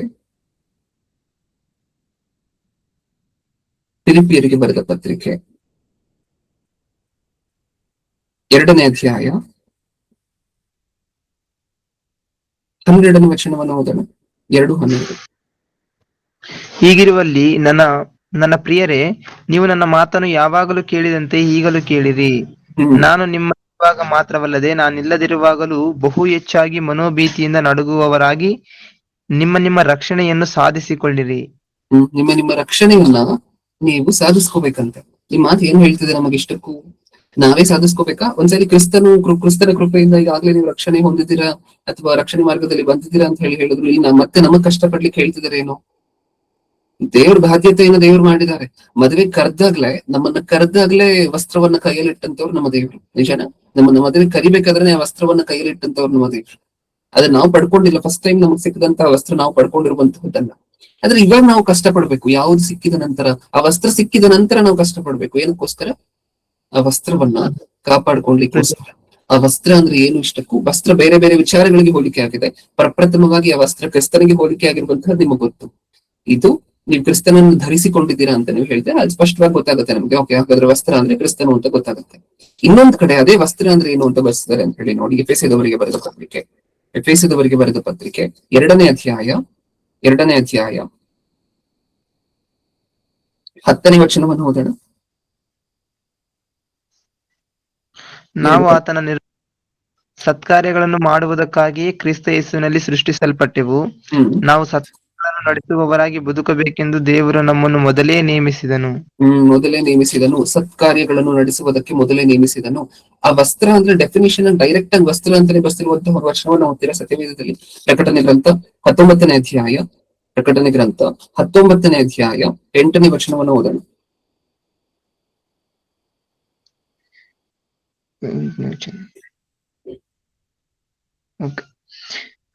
ಪ್ರಕಾಶಮಾನವೂ ನಿರ್ಮಲವೂ ಆದ ನಯವಾದ ನಾರುಮಡಿಯನ್ನು ಧರಿಸಿಕೊಳ್ಳುವುದಕ್ಕೆ ಆಕೆಗೆ ಅನುಗ್ರಹಿಸೋಣವಾಗಿತ್ತು. ಆ ನಾರುಮಡಿ ಅಂದರೆ ದೇವಜನರ ಸತ್ಕಾರ್ಯಗಳೇ. ಯಾರಂತೆ ನಾರುಮಡಿ ಅಂತ ಹೇಳಿದ್ರೆ? ದೇವಜನರ ಸತ್ಕಾರ್ಯಗಳೇ. ಹೌದಲ್ವಾ? ಒಂದ್ಸರಿ ಈ ವಸ್ತ್ರ ಏನಕ್ಕೋಸ್ಕರ ಹೋಲಿಕೆ ಆಗಿದೆ ಅಂತ ಹೇಳಿ ಮಾತಾಡ್ಕೊಂಡ್ವಿ ಮುಂಚೆ? ಕ್ರಿಸ್ತನಿಗೆ. ಹೌದಲ್ವಾ? ಆ ಕ್ರಿಸ್ತನು ಅನ್ನುವಂತಹ ವಸ್ತ್ರವನ್ನ ಯಾರು ಕೊಟ್ರು ನಮ್ಗೆ? ನಾವು ಪಡ್ಕೊಂಡ್ವಾ? ನಾವು ಪಡ್ಕೊಂಡಿಲ್ಲ. ದೇವರು ಉಚಿತವಾಗಿ ಕೊಟ್ಟಂತಹದ್ದು. ಈಗ ಆ ವಸ್ತ್ರವನ್ನು ನಾವು ಪ್ರಿಸರ್ವ್ ಮಾಡ್ಕೋಬೇಕಂತೆ. ಪ್ರಿಸರ್ವ್ ಮಾಡ್ಕೊಂಡಾಗ ಆ ವಸ್ತ್ರ ಪ್ರಿಸರ್ವ್ ಆಗುವಂತಹದ್ದು ಯಾವ್ದಾವ್ದರ ಮೂಲಕ? ನಮ್ಮ ಪ್ರಕಟಣೆ ಗ್ರಂಥ 19ನೇ ಅಧ್ಯಾಯದಲ್ಲಿ ಒಂದು ವಚನ ಓದ್ಕೊಂಡ್ವಿ. ಆ ವಚನ ಅನ್ನುವಂತಹದ್ದು ದೇವಜನರ ಆ ವಸ್ತ್ರ ಅನ್ನುವಂತಹದ್ದು ದೇವಜನರ ಸತ್ಕ್ರಿಯೆಗಳೇ. ಒಂದ್ಸರಿ ಕ್ರಿಸ್ತನನ್ನ ನಾವು ದೇವರು ಉಚಿತವಾಗಿ ಕೊಟ್ಟ ಮೇಲೆ ಈಗ ನಮ್ಮ ಮೇಲಿರುವಂತಹ ರೆಸ್ಪಾನ್ಸಿಬಿಲಿಟಿ ಸತ್ಕ್ರಿಯೆಗಳ ಮೂಲಕ ಆ ವಸ್ತ್ರವನ್ನ ಬಲವಾಗಿ ಚೌಪನವಾಗಿ ಇಟ್ಕೊಳ್ಬೇಕಾಗಿರುವಂತಹದ್ದು. ಆ ವಸ್ತ್ರ ಇರುವಂತಹದ್ದು ನಮ್ಮ ಹತ್ರ ಬರೀ ಸತ್ಕ್ರಿಯೆಗಳನ್ನ ಮಾಡಿದಾಗ ಮಾತ್ರ, ನಾವು ಒಳ್ಳೆ ಕೆಲಸಗಳನ್ನ ಮಾಡಿದಾಗ ಮಾತ್ರ, ಇನ್ನೊಬ್ಬರಿಗೆ ಸಹಾಯ ಮಾಡುವಂತಹದ್ದು, ಇನ್ನೊಬ್ಬರಿಗೆ ಸುವಾರ್ತೆ ಹೇಳುವಂತಹದ್ದು, ಇನ್ನೊಬ್ಬರನ್ನ ರಕ್ಷಣೆ ಮಾರ್ಗದಲ್ಲಿ ಕರ್ಕೊಂಡು ಬರುವಂತಹದ್ದು. ಪಾಪ ಮಾಡಬಾರ್ದು, ತಪ್ಪು ಮಾಡಬಾರ್ದು, ಪರಿಶುದ್ಧರಾಗಿರ್ಬೇಕು, ನೀತಿವಂತರಾಗಿರ್ಬೇಕು, ಪ್ರಯತ್ನ ಪಡ್ಬೇಕು. ನಮ್ಮ ಪರಿಶುದ್ಧತೆಯನ್ನು ನಾವು ಕಾಪಾಡ್ಕೋಬೇಕು. ಹೌದಲ್ವಾ? ಈ ಕಾಪಾಡ್ಕೊಂಡಾಗ ಆ ವಸ್ತ್ರ ನಮ್ಮ ಹತ್ರನೇ ಇರುತ್ತೆ. ದೇವರು ಯಾವತ್ತು ಎಬ್ಬರಿಸಿ ಕೇಳಿದ್ರು, ವಸ್ತ್ರ ಎಲ್ಲಿ? ಕೊಟ್ಟ ದೇವ್ರೆ ಅಂತ ಕೇಳುವಂತಹ ಅಧಿಕಾರ ನಮ್ಗಿಲ್ಲ. ಯಾಕೆ? ಕೊಟ್ಟಿದ್ದಾರೆ ಆ ವಸ್ತ್ರವನ್ನ ನಮ್ಗೆ, ಫ್ರೀಯಾಗಿ ಕೊಟ್ಟಿದ್ದಾರೆ. ಇನ್ವಿಟೇಷನ್ ಬಂದಾಗೆ ವಸ್ತ್ರನೂ ಬಂದಿದೆ ಜೊತೆಗೆ. ಇವಾಗ ಆ ವಸ್ತ್ರವನ್ನು ಹಾಕೊಂಡಂತಹ ನಾವು ಅದನ್ನ ಕಾಪಾಡ್ಕೋಬೇಕಲ್ವಾ? ಬರೀ ವಸ್ತ್ರ ಹಾಕೊಳ್ತೀನಿ, ಈ ವಸ್ತ್ರ ದೇವರಿಂದ ಬಂದಿರುವಂತಹದ್ದು. ನಾನು ಆಗ್ಲೇ ಹೇಳ್ದೆ, ಬರೀ ಒಳ್ಳೆ ಕೆಲಸಗಳನ್ನ ಮಾಡ್ಕೊಂಡು ಹೋಗ್ತೀನಿ, ನೀತಿ ಕೆಲಸಗಳನ್ನ ಮಾಡ್ಕೊಳ್ತೀನಿ, ದೇವ್ರ ದೃಷ್ಟಿಯಲ್ಲಿ ನಾನು ಬದುಕ್ತೀನ ಬ್ರದರ್, ಪರಲೋಕಕ್ಕೆ ಬರ್ತೀನ ಅಂದ್ರೆ ಸತ್ಯವೇದ ಹಂಗೆ ಹೇಳೋದಿಲ್ಲ. ಅವ್ರು ರಕ್ಷಿಸಲ್ಪಡೋದಿಲ್ಲ ಅಂತಾನೆ ಸ್ಪಷ್ಟವಾಗಿ ಹೇಳುತ್ತೆ ಸತ್ಯವೇದ. ನಾನು ಒಳ್ಳೆ ಕೆಲಸಗಳನ್ನ ಮಾತ್ರ ಮಾಡ್ತೀನಿ, ಆದ್ರೆ ಯೇಸು ಕ್ರಿಸ್ತರ ಮೇಲೆ ನಂಬಿಕೆ ಇಡೋದಿಲ್ಲ, ದೇವರನ್ನ ನಂಬೋದಿಲ್ಲ, ಆಗೋದಿಲ್ಲ, ಕೆಲಸ ಆಗೋದಿಲ್ಲ. ಯಾಕೆ ಅಂತ ಹೇಳಿದ್ರೆ, ಆ ಮೀನನ್ನ ನೀವು ಲೈಫ್ ಸೋರ್ಸ್ ನ ಜೊತೆ ಅಟ್ಯಾಚ್ ಆಗಿರುವಂತೆನೆ ನೋಡ್ಬೇಕು. ನೀವು ಅದನ್ನ ಹೊರಗಡೆ ತೆಗೆದ್ರೆ ಅದು ಬದುಕೋದಿಲ್ಲ. ಅದು ದೇವರ ಜೊತೆ, ಯೇಸು ಕ್ರಿಸ್ತರು ನಮ್ಗೆ ಕೊಟ್ಟಂತಹ ಕೃಪೆಯ ಜೊತೆ ಇದ್ದಾಗ ಮಾತ್ರ ಆ ಮೀನು ಬದುಕುತ್ತೆ. ಅದಾದ್ಮೇಲೆ ಆ ಮೀನಿಗೆ ಚಿಕ್ಕ ಪುಟ್ಟದ ಗಾಯ ಆಗಿದ್ರು ಸಹ ನೀವು ರೆಡಿ ಮಾಡಿ ಮತ್ತೆ ಆ ಮೀನನ್ನು ಹೊರಗಡೆ ಬಿಡ್ಬೋದು. ನೀವು ರೆಡಿ ಮಾಡಿ ಹೊರಗಡೆ ಇಟ್ರೆ ಆ ಮೀನು ಬದುಕೋದಿಲ್ಲ. ಯಾಕಂದ್ರೆ ಫಸ್ಟ್ ಲಿವಿಂಗ್ ಸೋರ್ಸ್ ಅನ್ನುವಂತಹದ್ದು ಇಂಪಾರ್ಟೆಂಟ್ ಅಲ್ವಾ? ಲಿವಿಂಗ್ ಸೋರ್ಸ್ ನ ಜೊತೆಯಲ್ಲಿ ನನಗಾಗಿರುವಂತಹ ಗಾಯಗಳನ್ನೆಲ್ಲ ಪರಿಹಾರ ಮಾಡಿದ್ರೆ ಒಂದು ಅರ್ಥ ಇದೆ ಅದಕ್ಕೆ. ಹೌದಾ? ಈ ಸಾಮ್ಯ ರೂಪನೂ ಸಹ ನಮಗ ಅದನ್ನೇ ಹೇಳ್ತದೆ. ಇಲ್ಲಿ ವಸ್ತ್ರ ಅನ್ನುವಂತಹದ್ದು ಇಂಪಾರ್ಟೆಂಟ್. ಈ ಸಾಮ್ಯ ರೂಪದಲ್ಲಿ ಉಳಿದಿರುವಂತಹದ್ದು ಎಲ್ಲರಿಗೂ ಸಹ ನಮ್ಮೆಲ್ಲರಿಗೂ ಅರ್ಥ ಆಗುವಂತಹ ವಿಚಾರನೆ. ಅದ್ರ ಲಾಸ್ಟ್ ಅಲ್ಲಿ ಇರುವಂತಹದ್ದು ಯೋಚನೆ ಮಾಡಿದ್ರೆ ಮಾತ್ರ ಅರ್ಥ ಆಗುವಂತಹದ್ದು. ಆ ವಸ್ತ್ರ ಅಂದ್ರೆ ಏನು? ಇಷ್ಟಕ್ಕೂ ಒಂದ್ಸರಿ ಅದು ಕ್ರಿಸ್ತನು, ಅದು ದೇವರು ನಮ್ಗೆ ಕೊಟ್ಟಂತಹ ವಸ್ತ್ರ. ಆ ವಸ್ತ್ರವನ್ನ ನಾವು ಕಾಪಾಡ್ಕೋಬೇಕು ಅಂದ್ರೆ ಸತ್ಕ್ರಿಯೆಗಳು ಅನ್ನುವಂತಹದನ್ನ ಮಾಡ್ತಾ ಹೋಗ್ಬೇಕಂತೆ. ದೇವಜನರ ಸತ್ಕ್ರಿಯೆಗಳು ಇವಾಗ ನೋಡ್ಬೇಕು. ನಾವು ಗಲಾತಿ ಪತ್ರಿಕೆಯಲ್ಲಿ ಬರ್ದಿರುವಂತ ಅಷ್ಟನ್ನು ಮಾಡ್ಬೇಕು. ಗಲಾತಿ ಪತ್ರಿಕೆ 5, 19, 22 ಇದರಲ್ಲಿ ಯಾವ್ದಾವ್ ದೇವ್ರು ಮಾಡ್ಬೇಕು ಅಂತ ಹೇಳಿದ್ರು ಅದನ್ನೆಲ್ಲ ಮಾಡ್ಬೇಕು. ಯಾವ್ದಾವ್ದನ್ನ ದೇವ್ರು ಮಾಡ್ಬೇಡಿ ಅಂತ ಹೇಳಿದ್ರು ಅದನ್ನೆಲ್ಲ ಮಾಡಬಾರ್ದು. ಹೌದಾ? ಇದೆಲ್ಲ ಯಾವಾಗ ಮಾಡ್ಬೇಕು ಅಂತ ಹೇಳಿದ್ರೆ ಬದುಕದೆ ನಾನು ಇದನ್ನೆಲ್ಲ ಮಾಡಿ ಪ್ರಯೋಜನ ಏನು? ಸತ್ತಿರುವಂತಹ ಮನುಷ್ಯ ಇದನ್ನೆಲ್ಲ ಮಾಡ್ತಾನೆ? ಸತ್ತಿರುವಂತಹ ಮನುಷ್ಯ ಬಡವರಿಗೆ ಹೆಲ್ಪ್ ಮಾಡ್ತಿದ್ದಾನೆ ಅಂತ ಹೇಳಿದ್ರೆ ಅದು ಸಲ್ಲತ್ತ? ಸತ್ತಿರುವಂತವನ ಆ ವ್ಯಕ್ತಿ ಕೈಲಿ ಇದೇನು ಮಾಡ್ಲಿಕ್ಕೆ ಆಗುದಿಲ್ಲ. ಮಾಡಿದ್ರು ಸಹ ಸತ್ತಿರುವಂತವ್ರು ಮಾಡಿರುವಂತಹ ಲೆಕ್ಕಕ್ಕಿಲ್ಲ. ಸತ್ತಿರುವಂತವ್ರು ಆಧಾರ್ ಕಾರ್ಡ್ಗೆ ಸೇರಿಸೋದಿಲ್ವಂತ. ಹೌದಲ್ವಾ? ಪ್ರಪ್ರಥಮವಾಗಿ ಬದುಕಬೇಕು ಅಂತ ಹೇಳಿದ್ರೆ ಪ್ರಪ್ರಥಮವಾಗಿ ದೇವರು ನಮ್ಗೆ ಕೊಟ್ಟಂತಹ ವಸ್ತ್ರ ಕ್ರಿಸ್ತನನ್ನ ಅಂಗೀಕಾರ ಮಾಡ್ಬೇಕು. ಅದಾದ ನಂತರ ಅದನ್ನ ಉಳಿಸ್ಕೋಬೇಕು ಅಂತ ಹೇಳಿದ್ರೆ ಅದು ಗಲೀಜಾಗದಂತೆ, ಅದು ಎಲ್ಲೂ ಸಹ ಸಿಕ್ಕಿ ಹರಿದು ಹೋಗದಂತೆ ನೀವು ವಸ್ತ್ರವನ್ನ ಕಾಪಾಡ್ಕೋಬೇಕಾಗಿರುವಂತಹ ಬಾಧ್ಯತೆ ನಿಮ್ಮದು. ಅದು ಬರುವಂತಹ ಯಾವುದರಿಂದ? ಸತ್ಕ್ರಿಯೆಗಳಿಂದ, ನೀತಿ ಕಾರ್ಯಗಳು, ಸತ್ಯವೇದದಲ್ಲಿ ಬರೆಸಿರುವಂತಹ ನೀತಿ ಕಾರ್ಯಗಳಿಂದ. ಹೌದಲ್ವಾ? ಈಗ ನಮ್ಗೆ ಅರ್ಥ ಆಯ್ತಾ ಈ ಸಾಮ್ಯ ರೂಪ ಅನ್ನುವಂಥದ್ದು? ಯಾಕೆಂದ್ರೆ ನಾವೊಂದು 3 ಪೀಸ್ ಸೂಟ್ ಹಾಕೊಂಡಿದೀವಿ ಅಂತ ಅನ್ಕೊಳ್ಳಿ.